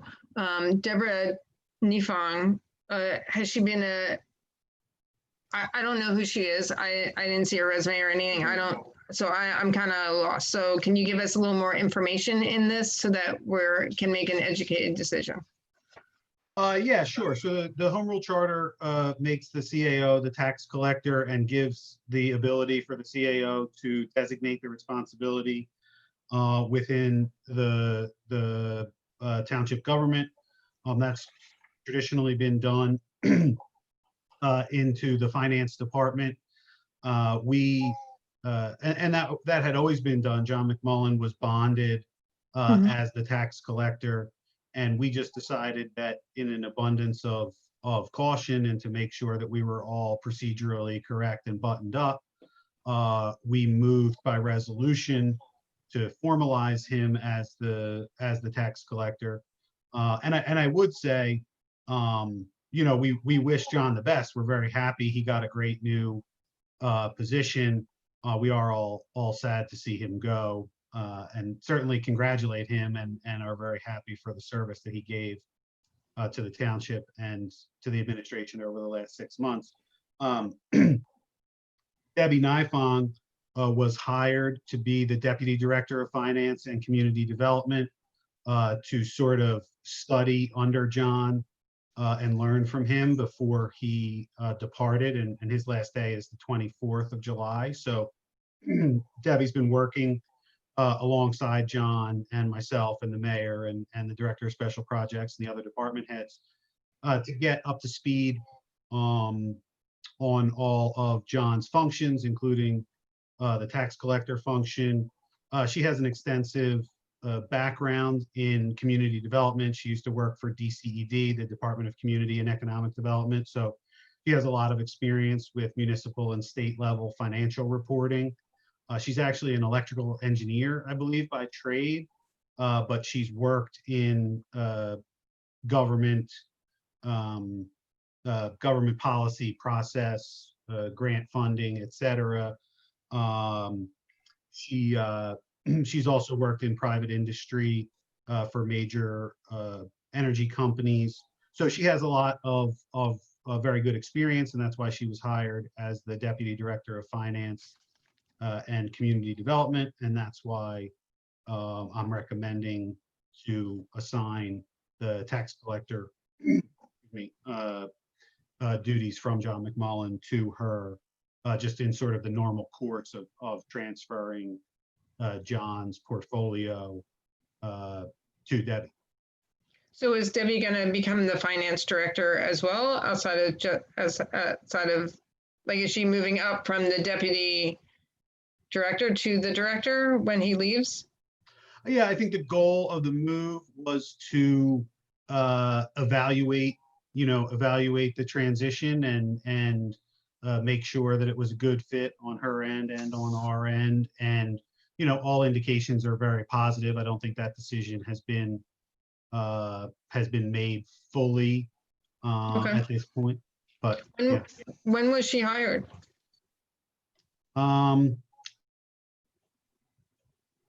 She was hired about a month ago. Okay. I'm just curious. I hadn't heard her name yet, so I found out from our treasurer, so I was just a little surprised. That's all. Just wanted a little bit of information. Sure. It's a big role that she's taking on. So as council, having not heard her name prior to this point in time, and then seeing her name in a resolution, we just need a lot of council members had asked me these questions, so I'm asking on their behalf as well as for myself of not having any knowledge of her prior to this resolution. Yeah. Or that I was told by the treasurer. So. Yeah. Okay. Are there any, I see Councilwoman Phillips, Bonnet, anyone else? Okay, so Councilwoman Phillips. So on this resolution, it says that he resigned on June 24th. Is that correct? Well, his last day with the township is July 24th. I'm not sure exactly when he gave notice. That might be what the resolution is referring to. Okay. And okay. All right. That's all I wanted to know. Thanks. Sure. Okay, Councilman Barnett. Go ahead. Thank you, President Wentz. The introduction of this resolution makes a statement, or it can be interpreted as such, that she is the Director of Finance.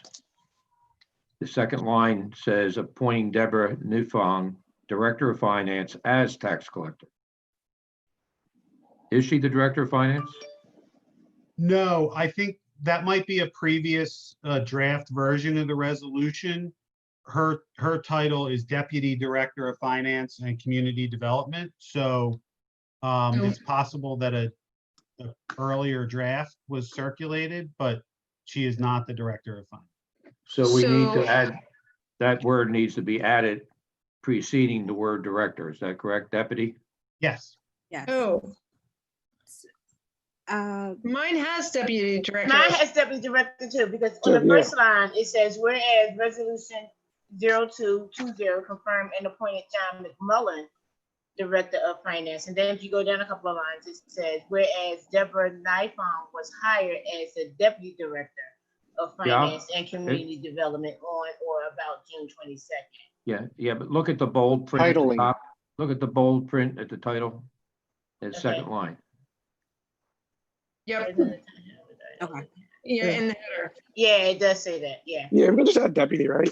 Yeah. Yes. Yeah. It says the director. Yeah, It you're says right. Director. Right. It says Yeah. director. One final comment on this. Again, I share President Wentz's questions about not knowing anything about this particular person. She may be very qualified.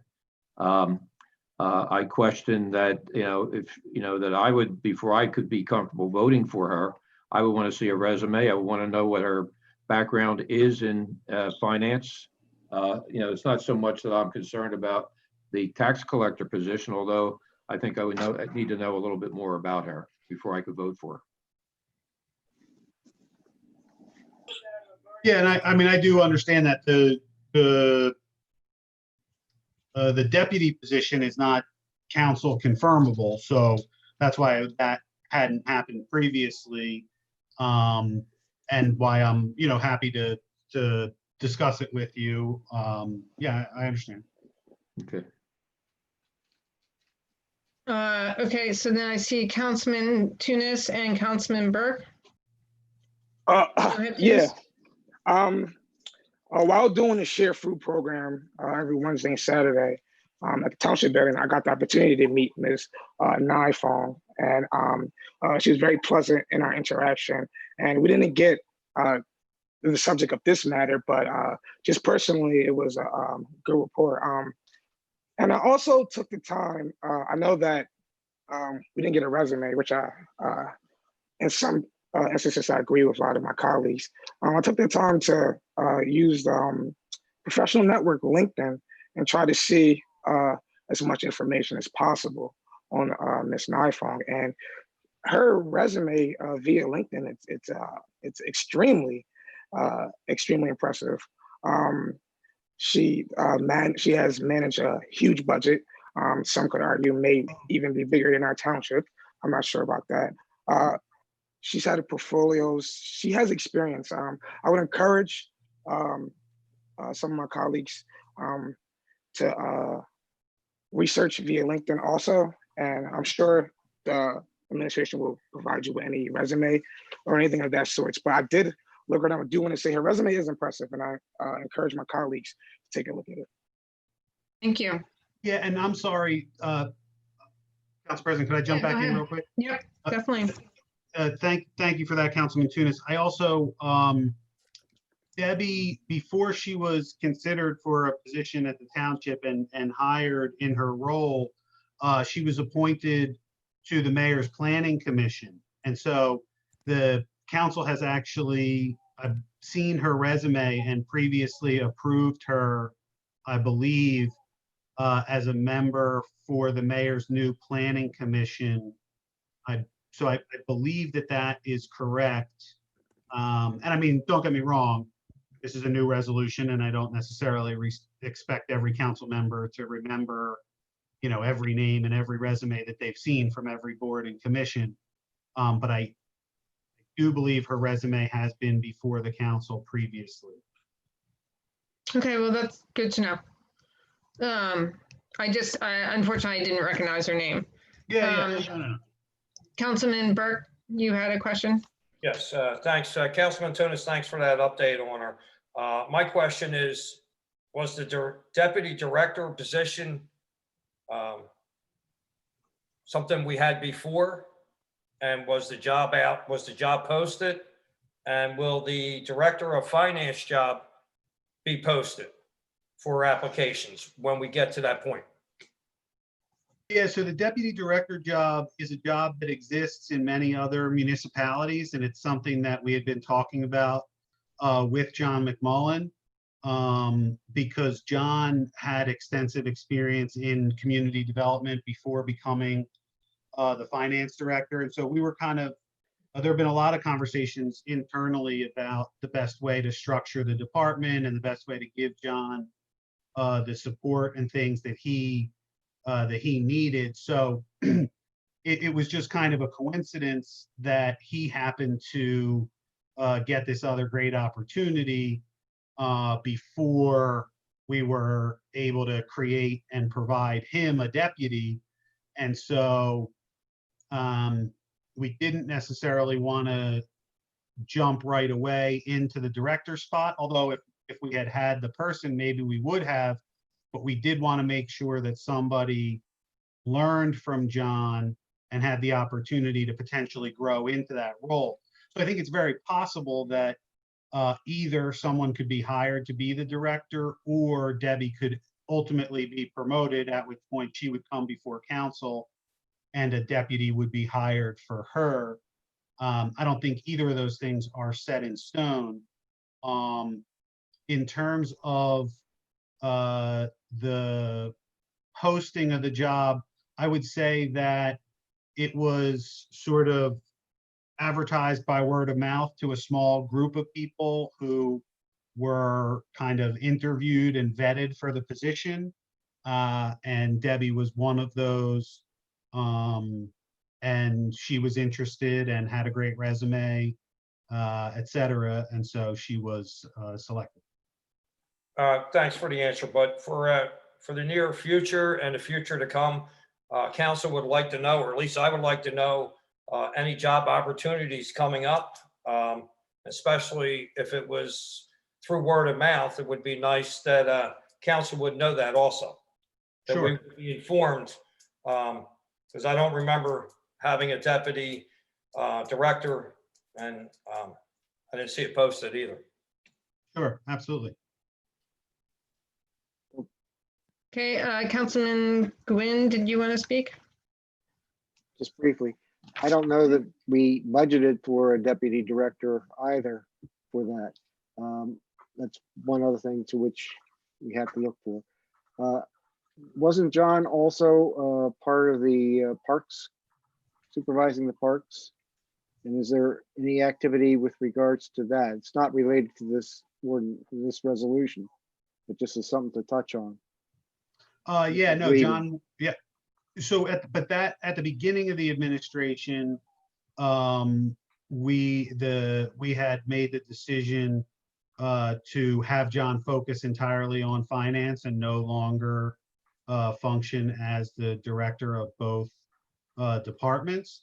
And so while, again, I mean, John has been great and certainly continued to help in the Leisure Services Department, the Director of Leisure Services position has actually been open since January, and those responsibilities have essentially been shared by a number of other township employees while we determine what the best way to handle leisure services going forward is. Kind of by committee then? Yeah, basically. Thank you. Yep. Great. Don, you already spoke. I just want to see if anyone else wants to speak before you speak again. Any other council members want to ask a question or share a concern on this resolution? Okay, seeing none, go ahead, Don. Is Ms. Nifong a resident of Upper Darby? Yes, she is. Is she? Good. Yes. Again, just to reiterate, I would appreciate having resume information on anyone that we would consider for such an important position in advance of a meeting. And again, I don't know her. This is not a knock against her in any way in her capability, but I can't vote for somebody that I do not have the benefit of understanding their capabilities. And I do appreciate the comments that were made, particularly by Councilman Tunis, about having done some investigation. And it does sound like she has qualifications in many other areas, and even as an engineer, but that doesn't mean she's suited to be a finance person in our township, particularly potentially a director of the department someday. So again, it's I'm not going to be able to support this. Thank you. Okay. Can I say something real quick? Yes, Councilwoman Billups. Yeah. Oh, I'm frozen. Sorry. Can you hear me? Yes, I can hear you. Okay. So, well, I jumped on LinkedIn, and it says here that she was Director of Strategic Initiative and Venture Investment at the Department of Community and Economic Development of the Commonwealth of Pennsylvania. So I think that might make her qualified. I'm just saying.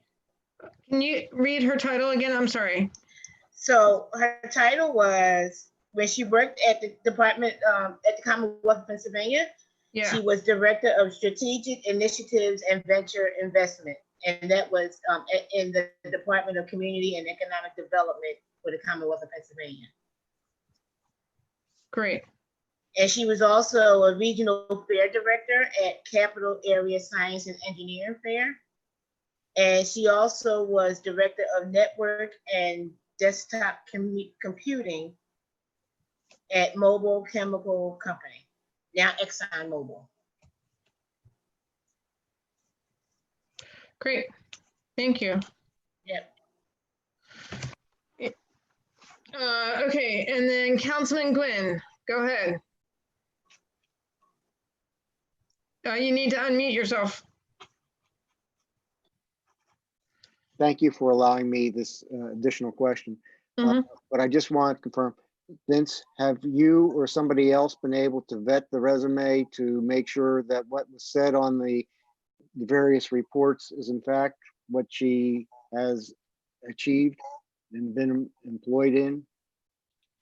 Oh yeah, absolutely. I mean, she went through a regular hiring process, and she was also vetted for the planning committee, although the planning committee vetting is less extensive than the hiring vetting. But yes, the answer to your question is yes. I agree with Don that I would normally, based upon things, not vote for her, but I do know you, and I do know that you would be interested in getting a good person and would vet them strongly to make sure that they are qualified to do this. So under that basis, I think I would support them because I support you. Thank you. I do appreciate that. Thank you. Great. And just in the future, for any resolution that comes that has someone's, for appointing a person to a job, if we can have their resolution in advance, their resume in advance, even if it is someone that we have seen their resume before, it will be really helpful so that we weren't thrown off in the future. That would be Understood. great. Yeah. Thank you. Thank you. Okay. Are there any other questions or concerns? All right. Seeing none. All those in favor of passing resolution 27-20, including the inclusion of deputy on the second line of the header, please signify by saying aye. Aye. Aye. Those opposed, say your name. Joe Burke. Lisa Faralia. Lisa. Don, you need to unmute you. You need to unmute yourself. I'm sorry, Don Bonnet. Okay. Any other opposed? Councilman Wagner, I wasn't sure if I heard your voice. I voted yes. Okay, thank you. I just wanted to, didn't want to mess up anybody. Anybody else? Okay, so everyone else is a yes. So we have 3 no and 7 yes. Great. So the resolution passes as amended. Great. So next up, we have, okay, so we have the tax assessments. Solicitor Richardson, can you give us a little brief on the tax assessments? I didn't get a chance to get any physical paperwork out to council on the tax assessments. So can you give us a little brief on them? I mean, we did talk to them a little bit at the committee meeting, but just a reminder of these 3 tax assessments. I know we're going to vote on them separately, but they're kind of grouped together. So. President Wentz, did you not receive the memo that I did send that was edited? You may have sent it, I may have received it after like 1 o'clock today. I was dropping off packets and driving, so I did not get a chance to check my email after 1 o'clock. So that is my bad. I will make sure to get it out to council tomorrow, like the treasurer's report that I failed to send to people. No problem. So council, thank you. Thank you, President Wentz. There are 3 properties that have been appealing their tax assessment. It is the property located at 7305 Sherbrooke, 7066 Veronica, and 6741 Short. The properties are owned by the same entity, but I will note to council that I believe on 7066 Veronica, there is what's called a Scrivener's error or a typographical error in the landowner's name. So it says JSP instead of JAP. So I just wanted to clarify that. That was a discussion that was brought up in committee meeting. In all of these, they're all row houses that are built sometime between 1930 and 1950. I believe one was done in the 30s, one was done in the 20s, and I believe one was done in the 50s. That being said, the values were, the purchase prices were significantly below the value. So the taxpayer appealed first to the board, Delaware County Board of Assessment Appeals. The value was reduced, but the taxpayer, the landowner, felt that the value could come down lower, and then appealed to the Delaware County Court of Common Pleas. As you may or may not know, the school district is involved in these. Pretty much the school district takes the lead because they have the lion's share of the tax. They receive the lion's share of the tax revenue. That being said, the school district and the landowner and the Delaware County came to an agreement regarding changing the assessed value. And that was done earlier this month. So it's up to council for approval for Sherbrooke, reducing Sherbrooke, excuse me, I'll just give you the numbers again. I'll give you the numbers. Okay, so the current assessment on Sherbrooke is $33,840, and the proposed assessment is $29,046. So the reduction is about $4,700. So the total amount due back to the taxpayer, if they've already paid their 2020 taxes, would be 100 cents. For the property located at 7066 Veronica, the current assessment is $31,020. The proposed settlement assessment would be $21,432. And the decrease in assessment value would be $9,588, which a tax refund, like I said, if the taxes have been paid, will be $200, $200.87 returned to the taxpayer. And then finally, 6741 short, current assessment $31,020, and it would be the proposed assessment is $27,072. The decrease would be $3,948, and the tax due back to the taxpayer if the 2020 taxes were paid, $82.71. More or less, council, the solicitor's office suggests that council agree with the settlement because the cost of litigation exceeds more than $300, which would be refunded to the taxpayer. Yes, I would agree. I would agree with that. It would not be worth appealing it. So Councilman Gwynn, you wanted to weigh in? Go ahead.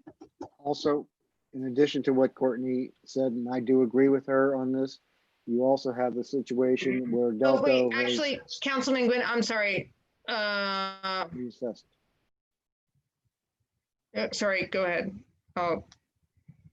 That's okay. Okay, go ahead. I was about to say, in addition to what Courtney was saying for this amount, and I agree with her statement, this situation will be changed with the reassessment done by Delco for 2021. So. Oh, so it's only for. Yeah, everything gets redone and it'll all change in 2021. Yeah, I don't know what that's going to be, but it's not material. Gotcha. Good point. Thank you. Okay. Wait a second, Councilman Siddiq, because these are individual motions. We need to make the motion, second the motion, and then speak on the specific motion. Okay. So if you have any questions or concerns on each individual motions, because they're actually three separate motions, we need to deal with them separately. Okay. Okay. Okay, great. So can I get a motion to approve the tax assessment appeal for 7305 Sherbrooke Boulevard, Upper Darby Township, folio number 16040196-00? Can I get a motion? I'd like to make a motion to approve this. Okay, Quinn, and can I get a second? Blackwell? Blackwell was faster. Okay, are there any questions or concerns on this motion?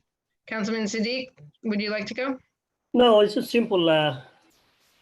The current price of the property is over $100,000, and I believe I heard that these all three property owned by same person, one person, and but other taxpayer is burning out overtaxing, and these people are reducing. So how it assessment goes? It should be. I know that all three property physically, all three property is 150,000 worth it.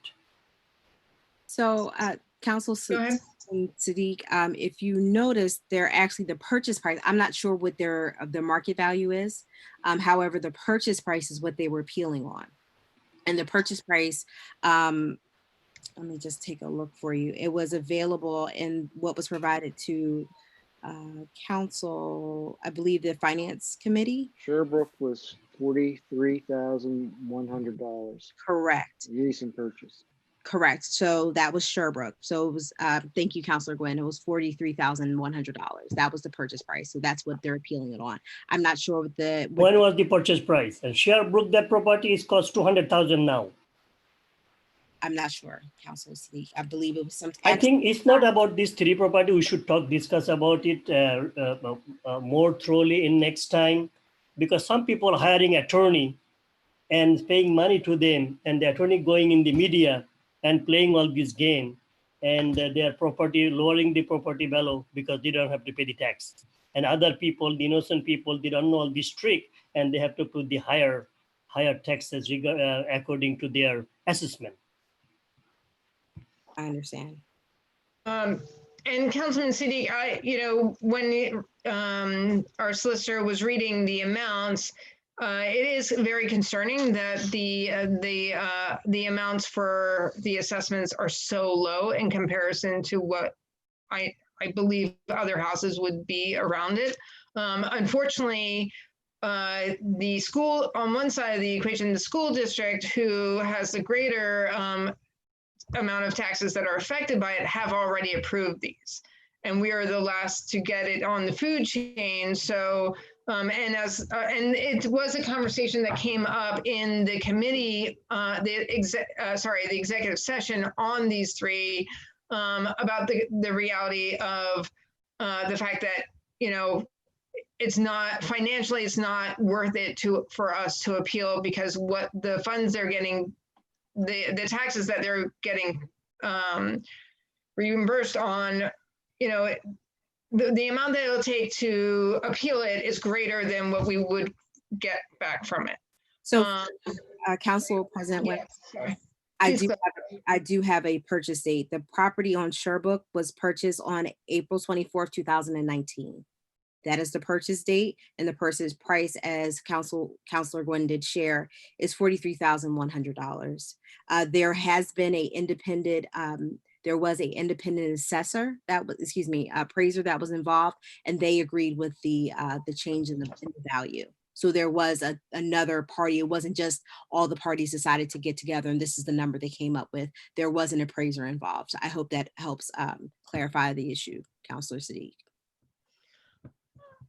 Thank you for that information. Also want to clarify, just reemphasize on Councilman Gwynn's point, this only applies for 2020, and in 2021, it'll all get reassessed again. For your concerns, we can try to express those concerns with the school district for them to keep an eye out for it in the future. Does that work for you, Yes, Councilman? thank you. I'm going to the next school board meeting. Okay, well, I think you have some friends there you can connect with before the school board meeting to have a conversation with them. No problem. Thank you. Yep. Councilman Tunis, did you have something, or you? I just wanted to see if we can make a motion to vote on it or approve it. Okay. I just wanted to check if there was anyone else. Not seeing anyone else. All those in favor of approving the tax assessment for 7305 Sherbrooke Boulevard, please signify by saying aye. Aye. Aye. Opposed, say your name. Ryan Burke. Okay. Anyone else opposing? Okay, hearing none. 1 no and 9 yes. Great.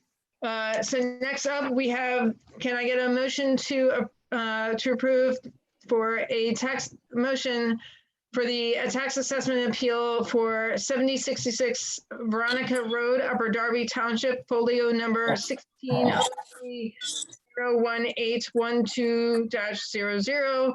Can I get a motion? I'd like to make a motion that these get approved. Second. Veronica Road. And Billups as a second.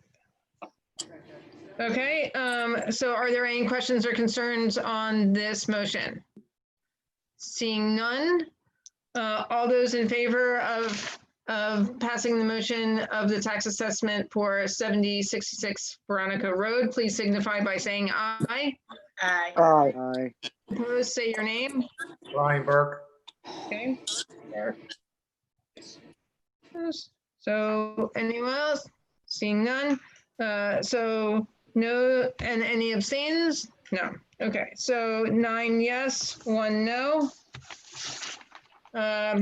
Okay, can I get a motion to pass the tax assessment appeal for 6741 Short Street, Upper Darby Township, folio number 16-01-01366-00. Wow. Can I get a motion? Gwynn, is a move. Can I get a second? Yes. Tunis. Tunis, I saw his hand. Tunis. Okay, are there any questions or concerns on this one? Seeing none, all those in favor of all those in favor of passing the tax assessment of 6741 Short Street, please signify by saying aye. Aye. Aye. Opposed, say your name. Opposed, say your name.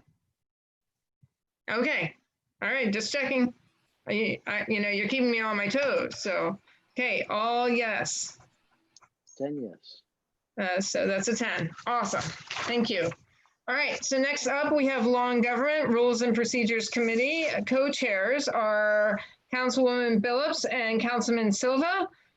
Members are Councilwoman Blackwell and Councilman Sadiq. So at this point in time, if Allison can come back and join us, we have a public actually, if we can get a brief from our solicitor, because I don't see Sean yet, so I have a strange feeling he hasn't made it back onto our equation yet. So, oh no, that he was scheduled for later anyway. Great. So sorry, Solicitor Richardson, can you give us a brief on ordinance number 3074? Okay, this is a, thank you, President Wentz. This is an ordinance of Upper Darby Township, Delaware County, Pennsylvania, setting personnel policies for township employees, regulating their use of electronic communication and information devices, repealing all inconsistent resolutions or parts thereof, providing a severability clause, and providing an effective date. Whereas Upper Darby Township Council desires to regulate the use of electronic communication and information devices by township employees, whereas Section 803E10 of the Home Rule Charter states that that personnel policies are necessary to the administration of township personnel must be adopted by ordinance. Now, therefore, being ordained that as by the Upper Darby Township Council, that the purpose is that the township provides employees a variety of electronic communications to conduct business, and that these devices are used solely for business. It provides with a policy for electronic communication and information devices and systems, users, system administrators, who owns the property, which is Upper Darby, the procedures and regulations about how these devices are to be controlled and operated. In terms of, it provides information regarding confidential, proprietary, and sensitive information, how that's supposed to be disseminated, which is specifically to authorized individuals. In terms of copyrights and all other information regarding hardware and avoiding breaches of security. There's an inconsistency clause, a severability clause, and effective date. So ends the reading. Great, thank you very much. At this point in time, Allison, this point in time, I'd like to open up a public comment for ordinance, or public hearing for ordinance number 3074. Allison, are there any comments for this ordinance? There are no public comments for this ordinance. Oh, wow. Okay. Thank you. All right, great. Can we get a motion to approve ordinance number 3074? I make a motion that we approve ordinance 3074. Seconded. Blackwell, I saw her hand before I heard you guys. I'm sorry. It's okay. But I'll pay attention. Blackwell. Great. How to make it a Okay. All right. So, Councilwoman Billups, this was in your committee to you and Councilman Silva, but you're the one here. So, do you want to give a little feedback on this ordinance? I know you spent a lot of time with it.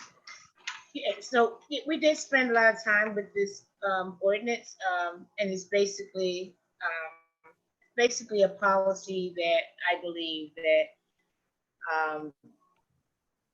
townships have about most townships have about their equipment. Most jobs have about their equipment. It's their property, you know. So, you know, like you can't shop for Amazon while you're on while you're working and things like that. So I think it's a good policy to have. And I hope we all can be in support of this policy. Great. Are there any questions or concerns on Councilman Burke? Yeah, just one thing, I guess it's to the COA and the mayor. I guess all our employees will have the do's and the don'ts. Or it's just there's, you use it for work and work only. I mean, can their family members call in or whatever? Just clarify for all our employees, that's all. Yeah. No, that's right. And there is an existing policy. This is really an update and a clarification and kind of a modernization.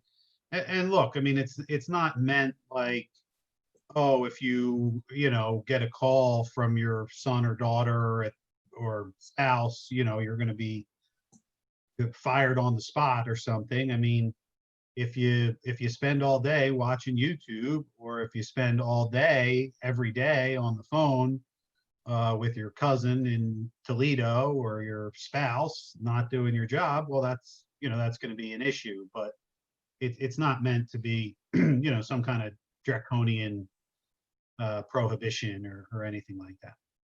Thanks for the clarification. Yeah. Great, thank you. Any other questions or concerns? Okay, seeing none. Can we get a roll call vote on ordinance number 3074? Councilwoman Billups, you got to turn on your mics, on your mic. Go for it. Oh, almost. All right, keeps bouncing back. There you are. Councilman Tunis, Yes. Councilwoman Billups is a yes. Silva is not here. Councilwoman Blackwell, Yes. Councilman Gwen. You gotta unmute yourself. Yes, sorry. Councilman Burke, Yes. Councilman Siddiq, Yes. Councilwoman Faralia, Yes. Councilman Barnett, Yes. Councilman Wagner, Yes. and Council President Wentz. Yes. So 9 yes and 1 excuse. 10 yes. 10 yes. 10 yes and 1 excuse. Sorry. Yes. Great. Awesome. Thank you all. You guys rock. All right. Next up, Solicitor Richardson, can you give us a brief on ordinance number 3075? Actually, yes. Council President Wentz, there has been some concerns about this particular ordinance. Oh, okay. yeah, I'm sorry. I can sort of jump in here if you don't mind. Is that okay, Council President? Sure, go for it.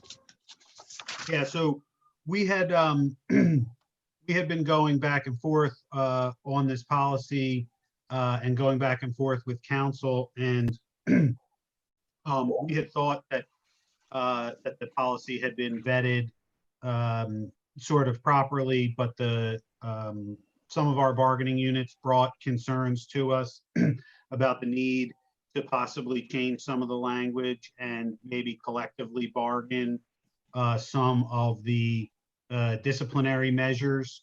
And there were concerns with some of our labor groups about this ordinance. And when we reviewed it more carefully with Labor Council, we decided that it would be our recommendation to council to table the ordinance and invite Labor Council and the unions more into the conversation to make sure that we got the language sort of exactly correct and didn't violate any constitutional rights or collective bargaining rights.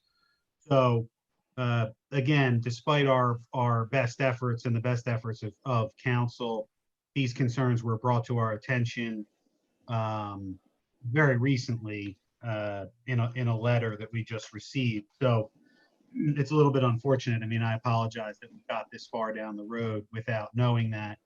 But it is our recommendation to council that they strongly consider tabling the ordinance until we can make some further adjustments. Okay, thank you for that clarification. I think that because it was advertised for having a public hearing this evening, we still have to go through the motion. And that when we go to make the motion to approve, it would be really a motion to table based on the concerns you have expressed. Because I believe that is what we did at the last time when we had an ordinance that had been recommended that we, put on a holding pattern. So, does that sound about right? I believe that's what we did for that the other ordinance. So I think we have to follow that procedure in order to keep things in place. But Councilman Gwynn, I was going to make a motion that. we can't make a motion yet because we haven't had a public hearing on an ordinance that's been advertised for having a public hearing. We can't, my understanding is that we still have to go through the aspect of we can do a small brief with the recommendation of tabling it, and then have the public hearing. And then when we make the motion to table the ordinance. That's what we did the last time that we were in this type of situation. So I would like to be consistent on that. And if I did it wrong last time, then I need to know that. So solicitor, please weigh in, because this is not actually a open conversation thing. We're still trying to follow Robert's rules. Go ahead, solicitor. In this particular instance, yes, that there has been an advertisement for a public hearing. At this point, we should move forward with the public hearing. I think you, as the chair, you have the ability to entertain a motion to table based on the information that was presented to council this evening. Okay, so to say in consistency with what we've done in the past, I'd like to, can we just have a basic brief on this ordinance of what the overview. You don't have to read any specifics, but just give me a little summary for the public to understand what this ordinance is about, so that when we make the motion to table, it all makes sense.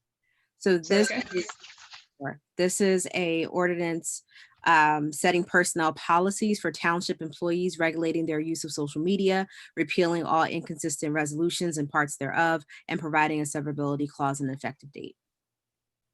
Great, thank you. So at this point in time, Allison, is there any public, at this point in time, I'd like to open a public hearing for ordinance number 3075. Allison, are there any public comments? Laura, we received one email comment that specifically mentioned ordinance 3075. Joe Clark and Sadie Thomas, 75 Houston Road, Upper Darby Township. First, we would like to discuss the pending ordinances. As we stated in our last letter, we do not agree with 3075. We feel that unless the township is going to create a full-time engineer's position, that the requirement for the public works director to be an engineer should remain intact. End of comment.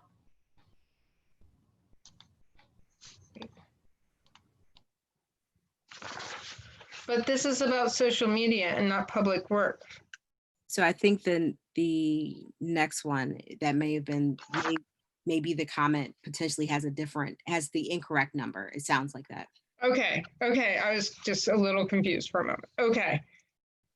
Thank you for, okay. So, all right, so at this point in time, can I get a motion to table ordinance number 3075? We have to have the motion in the second before we can discuss it.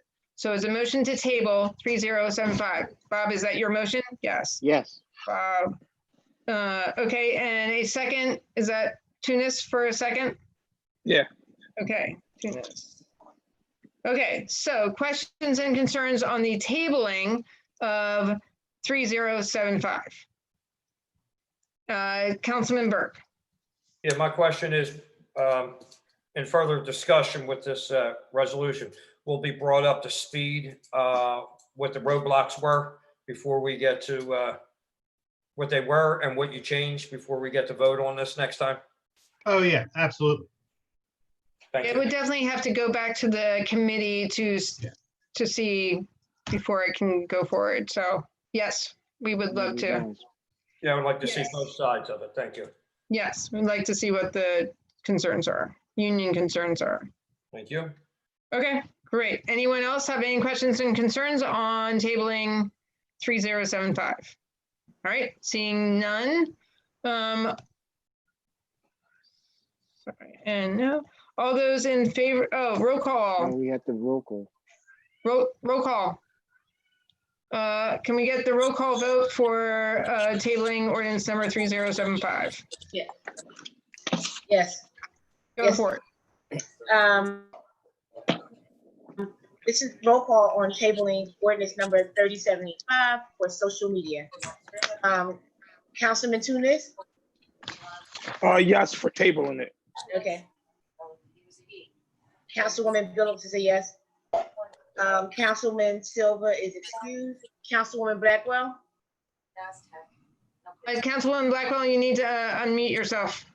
Or, yeah, unmute. There you go. Yes, table it. Okay, thank you. Councilman Gwen? Table it, please. Yes, thank you. Councilman Burke? Yes. Thank you. Councilman Siddiq? Yes. Thank you. Councilwoman Faralia? Yes. Thank you. Councilman Barnett? Yes.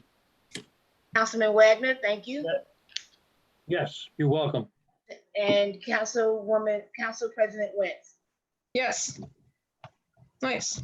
10 yes and 1 excuse. Great. To table. Tabling. Yes. It's tabled.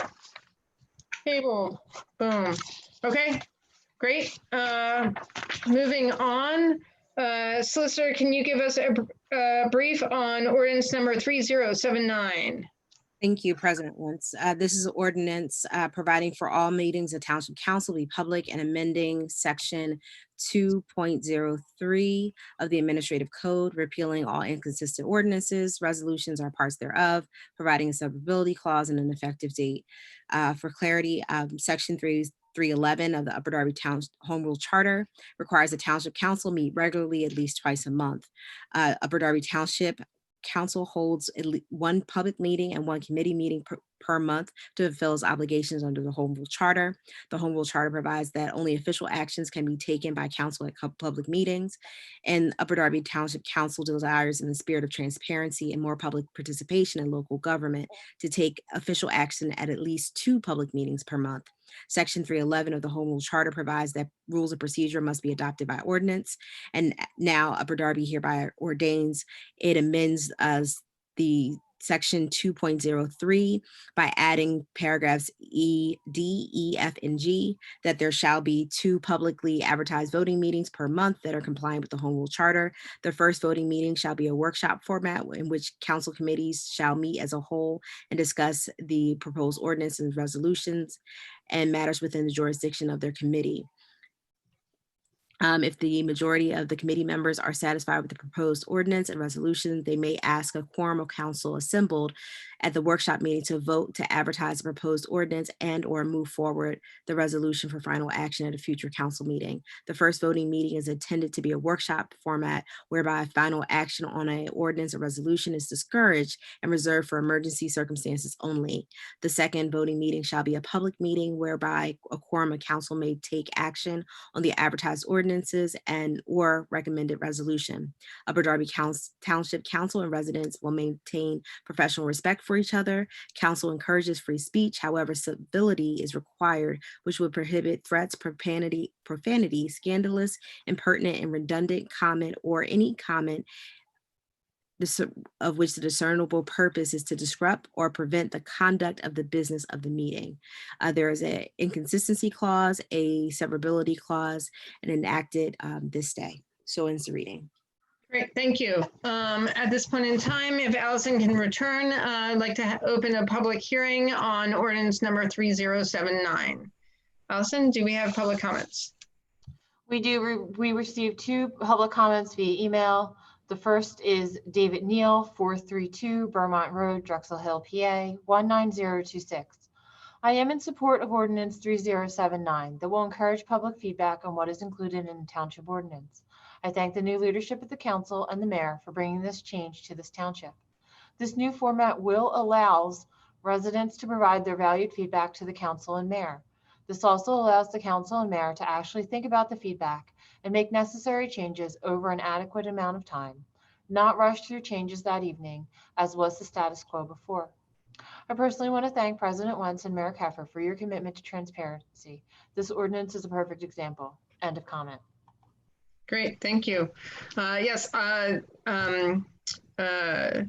Resident David Neal was actually the one who mentioned in our January committee or our January public meeting, one of his comments was, you know, how can residents have a voice on the creation of our legislation? And unfortunately, the way our council meetings are currently set up, because it's not a public meeting for the first Wednesday of the month, then therefore residents do not have the opportunity to make a comment. Thusly, they don't have a chance to have a voice in the creation of our ordinances during the course of the committee meetings. So, and using tonight as an example, our public comment section was longer than 30 minutes. It was closer to an hour. That if we had had first Wednesday of the month was a public meeting with the opportunity of public comment to take place, then perhaps our public comment for this evening would have only taken up 30 minutes of the window of time. So thank you, Resident David Neal, for your comment. Please continue. Joe Clark and Sadie Thomas, 75 Houston Road, Upper Darby Township. We are opposed to Ordinance 3079. We do not feel the council should be able to vote during the committee meetings when the residents and business owners are not permitted comment during those meetings. End of comment. Okay, so actually, I guess it's a misunderstanding. The purpose of this ordinance would give the public an opportunity to ask questions during the committee meeting. When it becomes, if this ordinance is passed, then it becomes a workshop meeting, it becomes a public meeting. Thusly, the residents would have the opportunity to make comments on the ordinances and resolutions being discussed, or any of the motions being discussed at the meeting. So just for clarification in reference to that question. So thank you, Allison. Seeing no other public comments, I deem the public hearing closed. At this point in time, can I get a motion to pass ordinance number 3079? Motion? Council member, this is your. I make a motion to pass ordinance number 3079, that all meetings should be public. And then so Councilwoman Blackwell is a second. Okay. Are there any council questions or concerns on ordinance number 3079? Councilman Wagner. Go ahead. You need to unmute yourself. Sorry about that. I often forget that. I'm very concerned about subsection G as in George of this ordinance. I think it is hopelessly vague. I think it does not specify who it is that's going to make the determination from one time to the next of what is, quote, scandalous, impertinent, redundant comment, or comment the discernible purpose of which is to disrupt or prevent the conduct of business. That's a lot of verbiage that could be widely interpreted and differently interpreted from one person to the next. It could be a matter of opinion. It could be used to silence a political opponent. I don't think we should be passing an ordinance that includes a paragraph like that, and I'm opposed to that. So if that remains in this ordinance, I'm voting against it. Okay, I do believe you were asked to provide wording that you would agree to the committee so that they could consider it. But Councilwoman Blackwell or Billups? Let me respond to that, please. Yeah, sure. I mean, in the first place, with all due respect, the chair does not assign work to me. It's not my job to redraft ordinances that I disagree with. If I choose to do that, that's fine. having looked at this, the only amendment that I can see that would be appropriate to it would be simply to delete G. I don't think there's any language that could satisfy me anyway as to my concerns with this language. Any such similar language would be so vague and so subject to varying interpretation as to be impossible. So I think it should simply be deleted. Okay, well, I just wanted to clarify that you did have the opportunity to have words added to that as you had, if you had wanted to. But I would think that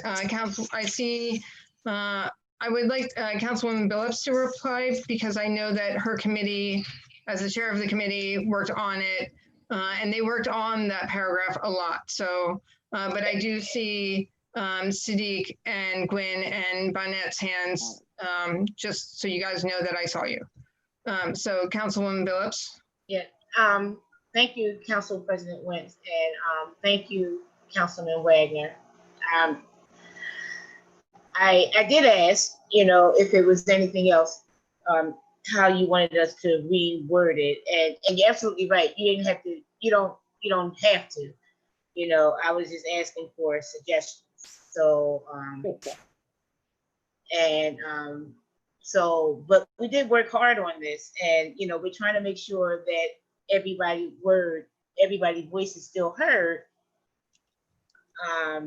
without infringing on their rights, but also not having people attack people either.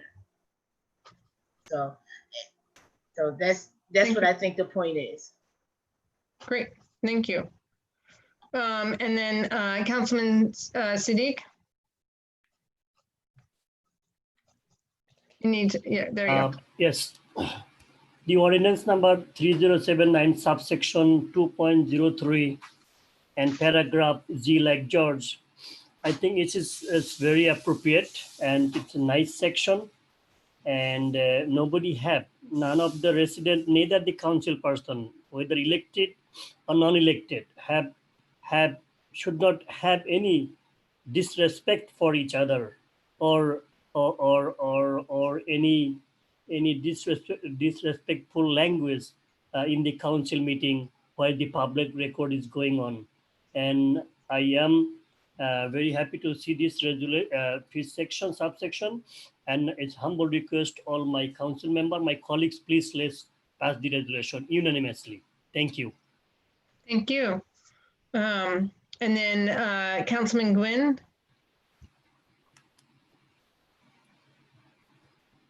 Unmute yourself. I'm sorry, you misunderstood my hand being up, but Okay. I did receive a comment from constituent John O'Hara, basically saying that he didn't like the ordinance.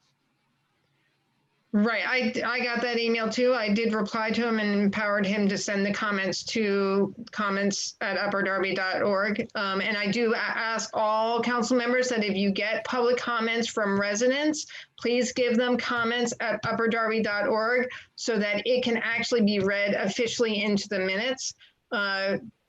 We as council members cannot be reading their comments into the minutes, into the meeting, because we already have the window for the public hearing has come and gone. Now we're on council conversation. So it has happened before, Councilman Gwyn. I'm just saying that for all of council members, if someone sends you their public comment, please empower them to send it to comments@upperdarby.org. So that way you're not put in that situation in the future. Thank you. Okay, Councilman Bonnet. Thank you, President Wentz. I agree with the concept of having our committee meetings as a regular meeting for the purposes stated in this ordinance. I concur with that. What I also what I disagree with is paragraph 3 for the same reasons Councilman Wagner has stated. I don't disagree with the fact that we need to be respectful and civil to each other. I don't think we should use profanity, but I do believe that last that last line specifically could be misapplied. On this basis, I cannot support this ordinance either. I am therefore moving to table this ordinance on the premise that I would like paragraph G removed. Therefore, I could support this ordinance. Okay, so there's a motion on the floor to table ordinance number 3079. Is there a second to the motion to table? So the motion was made to table was made by Bonnet. Is there a second to table? Second. Councilman Wagner, Bonnet. Okay, so second, Wagner. Are there any questions or concerns on the concept of tabling ordinance number 3079? Okay, seeing none. Can we get a roll call vote on the tabling of ordinance number 3079? Sure. Councilman Tunis on tabling on 3079. No to table 3079. Councilwoman Billups is a no. Councilman Silver is excused. Councilwoman Blackwell? No. Councilman Gwen? You need to unmute yourself, Councilman Gwynn. No. Councilman Burke? No. Councilman Siddiq? No. Councilwoman Faralia? Yes. Councilman Barnett? Councilman Barnett, you need to unmute yourself. My There you go. apologies. Yes. And Councilman Wagner? Yes. And Council President Wentz? No. Three yes to table, 1 excused, and 7 no to table. Okay, so the tabling did not pass. So are there any other, Councilman Tunis, did you have a question or concern on the original ordinance? Can we make a motion to vote on it? I was just about to check on everyone. I think we were really ready to move forward on that. So are there any questions or concerns on 3079? Burke, is that a question or concern? That's yes, President Wentz. I would believe that you will have the control of the meeting when we go back with the gavel to silence people. I believe it'll be on your shoulders, correct? Yes. I have faith in you to silence the people. Thank you. Thank you. Thank you. I will not misuse it. But if people are threatening and harassing of council members or mayor or CAO or anyone within our realm, then, you know, we need to be able to draw the line. So thank you. Any other questions and concerns? So, right. I just want to say, I definitely believe that people should be able to say what they want to say. I was watching a council meeting in, I think it was Florida just recently, and the gentleman was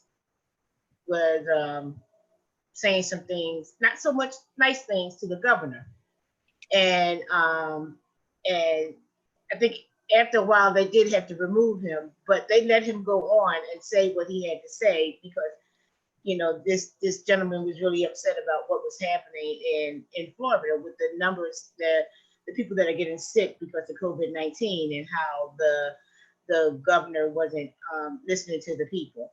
So they did let him speak.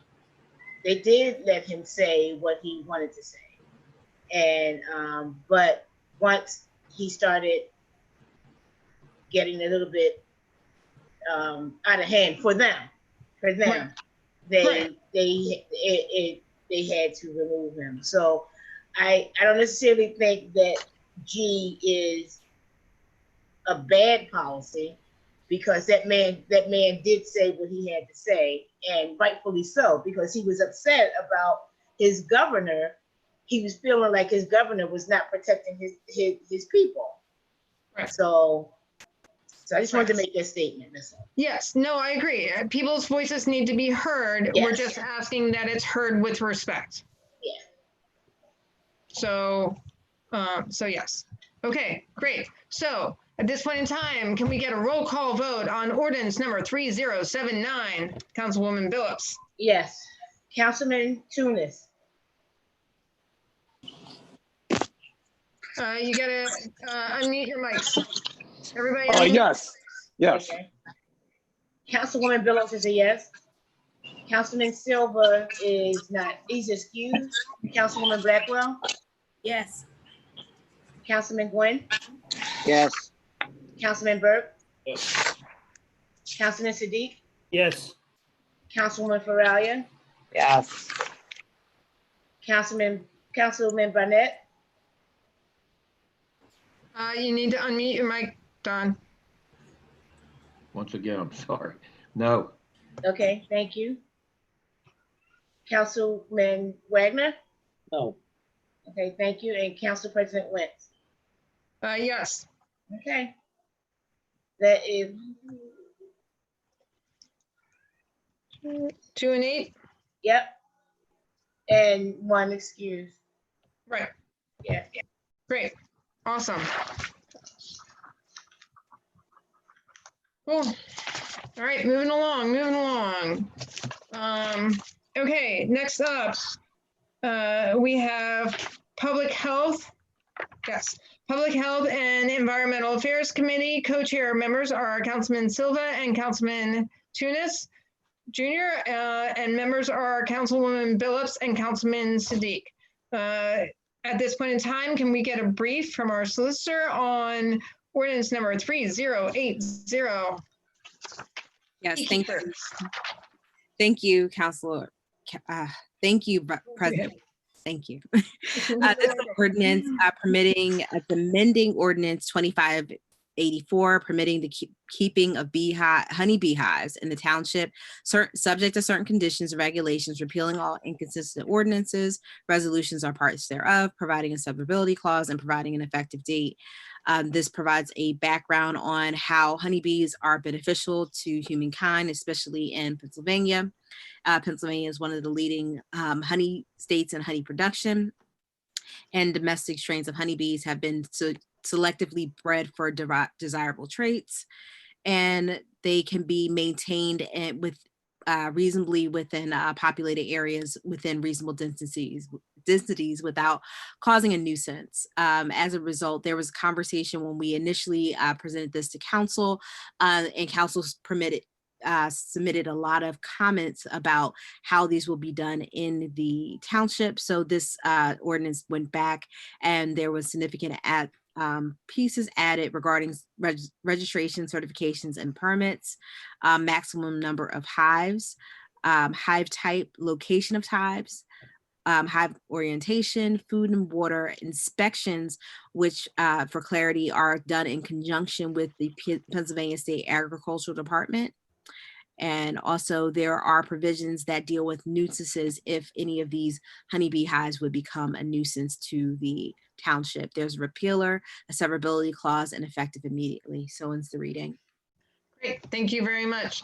At this point in time, if Allison can come back on, I'd like to open the public hearing for ordinance number 3080. So whenever you're ready, Allison, go for it. There you are. We received one email comment regarding ordinance 3080. My name is Glenn Wilson and I live at 3909 James Street, Drexel Hill.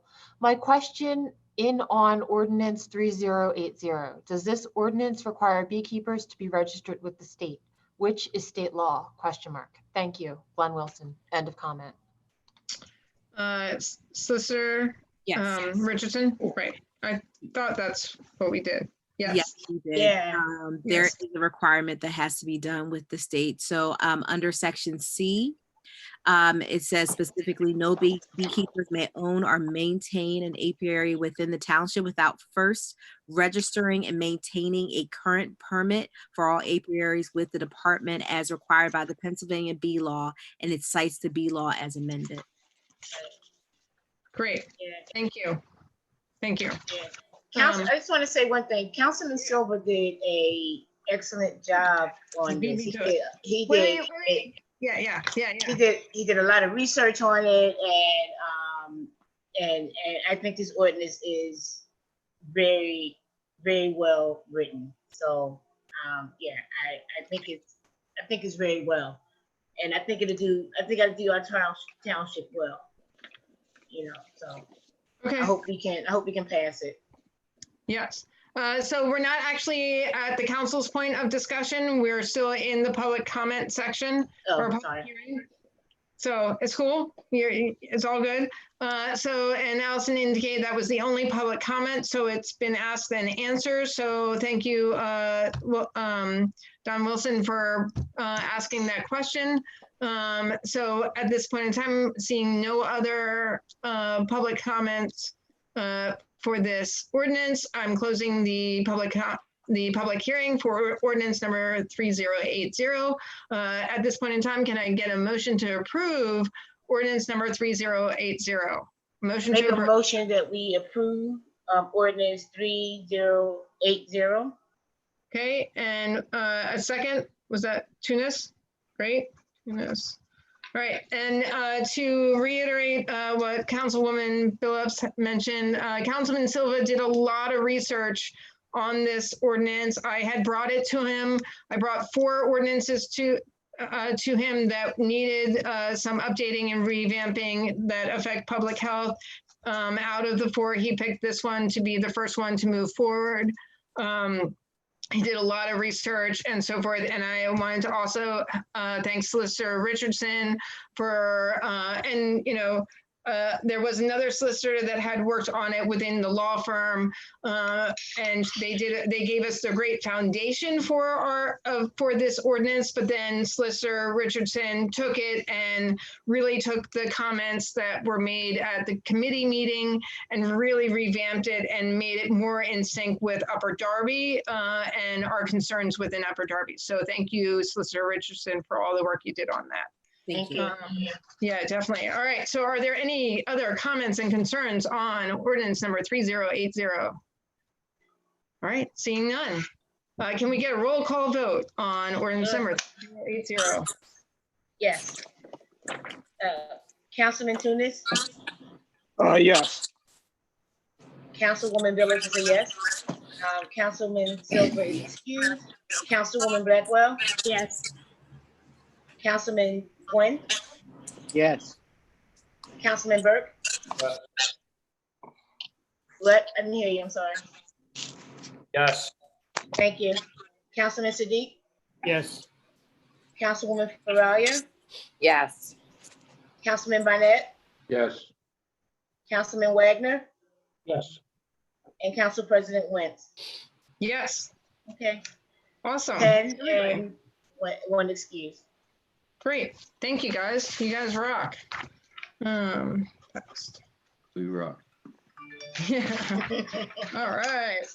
All right, great. So at this point in time, Solicitor Richardson, can you please give us an update on your realm? Thank you, Council President Wentz. We have a few pending issues in front of the township that we've been working on. We've also been working on the agenda of the administration to move forward. And at this point, we are just continuing to move with the administration and whatever they need to be done and whatever needs to be addressed in a legal manner. And we endeavor to keep council up to date on anything going on. Great. Thank you very much. And also, I should have mentioned at the very beginning, I'm sorry that I did not, we did have an executive session at 6:15 to talk about a legal issue, a lawsuit that was brought against the township and council, and it's in the process of being resolved and so forth. So I just wanted to, I'm sorry, I failed to mention that at the beginning of the meeting. So just wanted to put that one in. Because I know that Solicitor Kilkenny would be very angry with me for not including the executive session. So great. So at this point in time, we have old business. Does any council members have old business? I saw Gwen. I have a question. about the old business. I've been hearing a lot of constituents have reached out to me stating that we generally drag on old business and new business. So my proposal or motion I would like to make is I'd like to make a motion if we can limit the comments by council members in old business, and I guess I'll probably have to make a separate one for new business to 2 minutes per council member.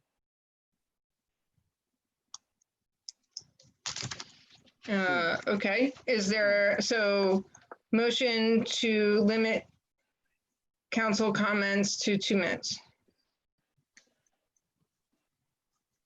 I'm just writing it down to 2 minutes. Is there a second for the motion?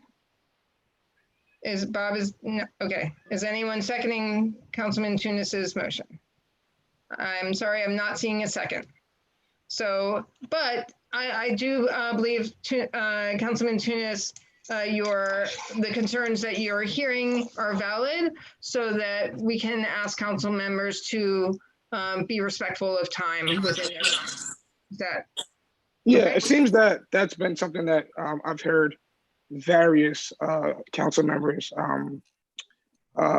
voice their opinions of, but nonetheless, we can move on. Okay, thank you, Councilman Tunis. Okay, so then I had Councilman Gwynn, Wagner, and Bonnet for old business. Was there anyone else that had old business? Okay, no. So Councilman Gwynn, go ahead. Pardon me, Laura. Mine was not old business. I had seen another resolution that we had received, but was not acted on or presented tonight. What do you mean? It was resolution 2520. It didn't make it to the agenda and it wasn't in our packets. Well, I got it. You got it. Okay. I don't know how. It was in my packet. Okay. Well, I don't have it. So 25, for clarification, 2520 was the resolution to install stop signs on the 500 block of Bloomfield Avenue. However, it was discussed and it is by PennDOT, by Commonwealth law, all traffic signals and stop signs have to be installed by ordinance. So it was listed as a resolution and it's not the proper form. So. Right, okay. That's why. That explains it. Yes, yes, that's right. We decided to remove it from the agenda so that we could get it into ordinance form because it would have to go through the process. Thank you for reminding me, Solicitor Richardson. I knew it was something. Okay, great. That was it. Res. Okay. Sorry, just taking a brief note. Okay, Councilman Wagner. Yes, thank you. And this will be very brief. Laura, you already mentioned that we had an executive session. I'd like to expand the subject matter of that, though, and that the minutes should reflect, without going into the details at all, there's no reason to do that, but I think our minutes should reflect that we discussed in that executive session not only one legal matter, but more than that, the reporting of information to council and the handling of litigation in general. Without reviewing all those details again, we discussed those subjects. Yes, thank you. Okay, thank you. Councilman Bonnet. Thank you, President Wentz.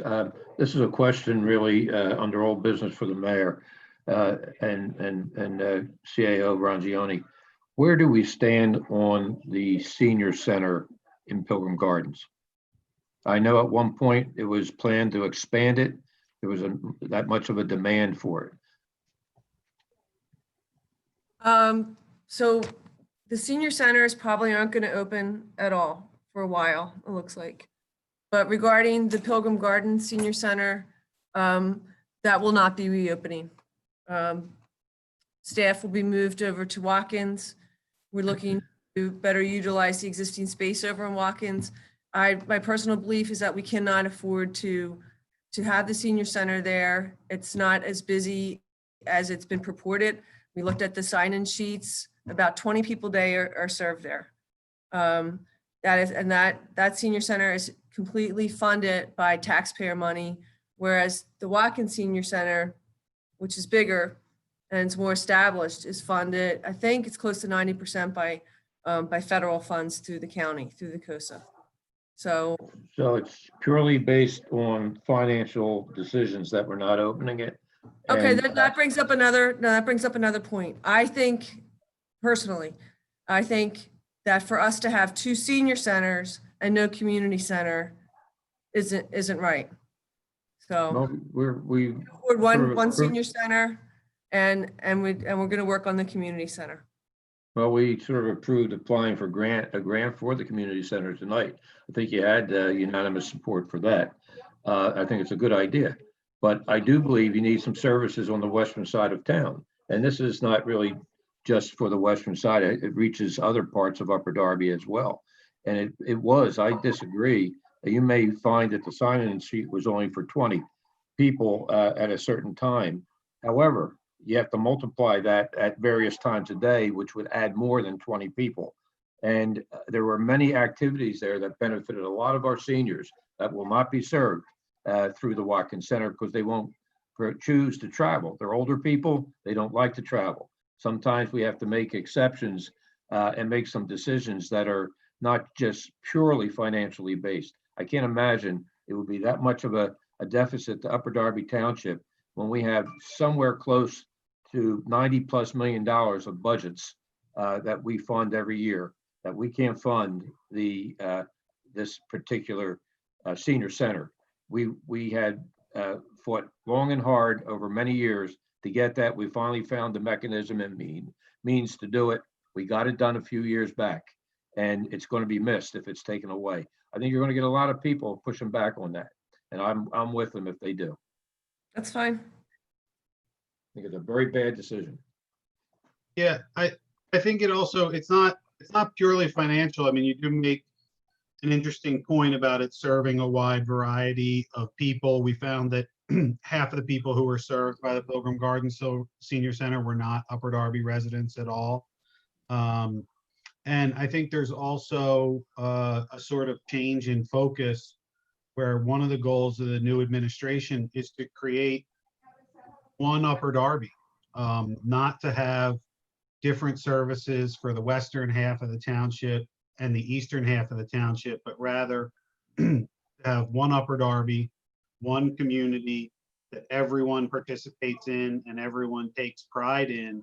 And so in that way, I think actually concentrating and improving the services for everyone in one area rather than dividing them and potentially creating a situation where different communities are getting different services is really beneficial to creating that one Upper Darby feel and one Upper Darby pride. Vince, I would agree with you if in fact the facilities were centrally located where people would find it convenient to access them. It's just not so. And I think the Watkins Center serves a very valuable and viable purpose. It's not practicable to think that all residents of Upper Darby, particularly older people, are going to travel that far to patronize that facility.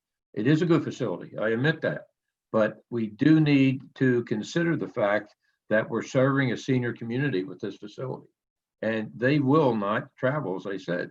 They need to have facilities on this side of town, and that serves a broad area as well as the Watkins Center serves. But let me tell you, we need, we probably serve a base of probably 1/3 of Upper Darby Township that have the easy access to Pilgrim Gardens, and we need to reconsider that.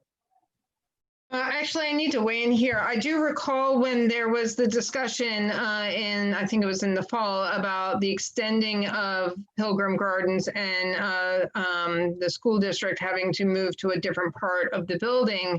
And I remember asking about who utilized it. And it was stated that a lot of people from Hartford, that actually a lot of seniors from Hartford come over to use our senior center. And so I just found that our taxpayers are our tax dollars were being utilized for the most part, from what I understand, for the Pilgrim Garden Senior Center, and not as many Upper Darby residents were utilizing it. And so I would have to agree with CAO and the mayor on if we consolidate our senior center into one senior center that is predominantly funded by COSA, then our taxpayers' money that was being put into the Pilgrim Gardens could be easily reverted to a community center that would also help our seniors. It's not going to, the community center is not going to be for a certain age and down. It's going to still be for everyone. And so I think that it is a proper path to take. And then maybe we develop other services in a way to help bring seniors from the western part of the township to the senior centers. I know they can probably get paratransit. There's other means for seniors to move. And so knowing that that is a concern of yours, Councilman Bonnet, that we can, pay attention to that as far as other services that we can make sure are provided for those seniors to make sure they can enjoy the comforts of the one senior center in the township. Well, that's fine. Again, you got to look at the geographic locations of these. They're not accessible to older people, and you're not cutting off people from the side of town. You're totally disregarding that. Not disregarding it, but understanding we're starting to repeat ourselves. So, but I just want to say we can consider other avenues in reference to it. Okay. Okay. I see Councilman Wagner. I just want to make sure I look at the correct list. Yes. So Councilman, so wait, I'm sorry. I lost my pages on old. Sorry. Okay. On old. Okay. So Councilman Wagner. Sorry about that. Got confused. Very briefly, I'm not going to repeat all the things that Don Bonnet just said. I simply want it known that I agree with the position that he just stated.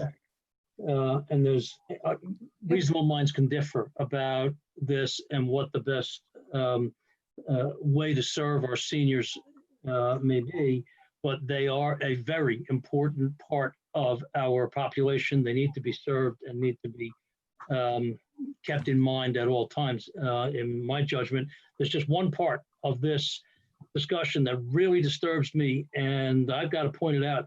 When Mr. Bonnet said, well, there's a lot of people who are going to be unhappy about this, the mayor responded by saying, that's fine. No, it's not fine. Well, I would say that this, everybody isn't going to like decisions that are being made. That's not, we have to make tough decisions sometimes. And some people aren't going to like it. And that, that's the way it is. So. This decision isn't made. First of all, the senior centers aren't going to open anytime soon, I don't think. And then secondly, this isn't a whimsical decision. So. And can I comment? That's not what she said. What Don Bonnet said is it's gonna be a lot of people that's going to not back her, and I'm gonna back them. And the mayor said that's fine. Not that's fine about not backing senior citizens, but it's fine that Don Bonnet is going to back those people that might not back the mayor. And that, with all due respect, that's not what I said, but let's leave it at that. Okay. Okay. Are there any other old business? Okay, seeing none. New business? Okay, Mayor? I meant to say this earlier in the meeting, but John McMullen's last day is July 24th, and I'm sure he's not watching now, but he did a lot of good work for this administration, and previously he's been with the township over 16 years in multiple roles, the community development, leisure services, and the finance director. So wish him a lot of luck, and he's been really great, showing us all what needs to be done in the department. So Yeah, thank you for pointing that out. Yes, he's been a great a great asset to our council and definitely to our community. And I know that we've relied on his expertise on numerous, I see you, Don Bennett, numerous different departments and so forth, and he worked very closely with the Shade Tree Commission and tree tenders. So yes, wish him the best of luck, and we will greatly miss him. But I hope that he has fun in his new endeavors. Thank you, Mayor Keffer. Councilwoman Billups is next. You got to turn on your mic. There you go. Yeah. So I just had a question about if anyone, because I still don't know, where I can help a homebound senior citizen to get meals delivered to her home. Hafiz wants to answer. Yes. Hafiz, go ahead. Yeah. Upper Darby Community Outreach Corporation, led by many of you veteran members may know, or some of the New York Council members, Pastor Dave. They do a hot meal program. They deliver also. Okay. They do it twice a week currently. Okay. I can forward you the information as well as every council member. They're also looking for volunteers and donations. They give residents hot food, a lot of pastas, a lot of good stuff for the community. They work extremely hard. They actually are adjacent to where I live, so I always constantly am over there. I will be sure to forward this to all council members following this meeting. Thank you. That was really appreciated. I know that's a question that has come up to multiple council members. So thank you, Councilwoman Billups, for bringing it up, and Tunis for answering. And then Councilman Burnett. Thank you. Again, I want to share in the comments that were made wishing John McMullen well. I've known John for many years. And he served Upper Darby in different capacities over that period of time, and he's done a fantastic job. We're going to miss John. I think he's going to be it's going to be a hard position to fill in his absence to do the quality of work that he has performed for Upper Darby Township. And he wore multiple hats at the same time at one point, both as Recreation Director and Finance Director. He's moving on to a township manager position in Middletown Township, Delaware County. I wish him well. Great, thank you. Any other new business? Okay, seeing none, I just want to say thank you to all council members for this meeting. I know that we did not necessarily agree on everything, but I just want to say that that we were more in sync with each other on most of our ordinances and resolutions. So I just wanted to thank you all for all of your hard work and working together as a team. And we don't always agree when we're on a team, but I just wanted to acknowledge that as well. So thank you. Can we get a motion to adjourn? I'd like to make a motion to adjourn. Okay, and second, Blackwell. All those in favor signify by saying aye. Aye. Aye. Opposed, say your name. Ooh, crickets. Okay, thank you very much. Meeting has adjourned at 10:52. Thank you.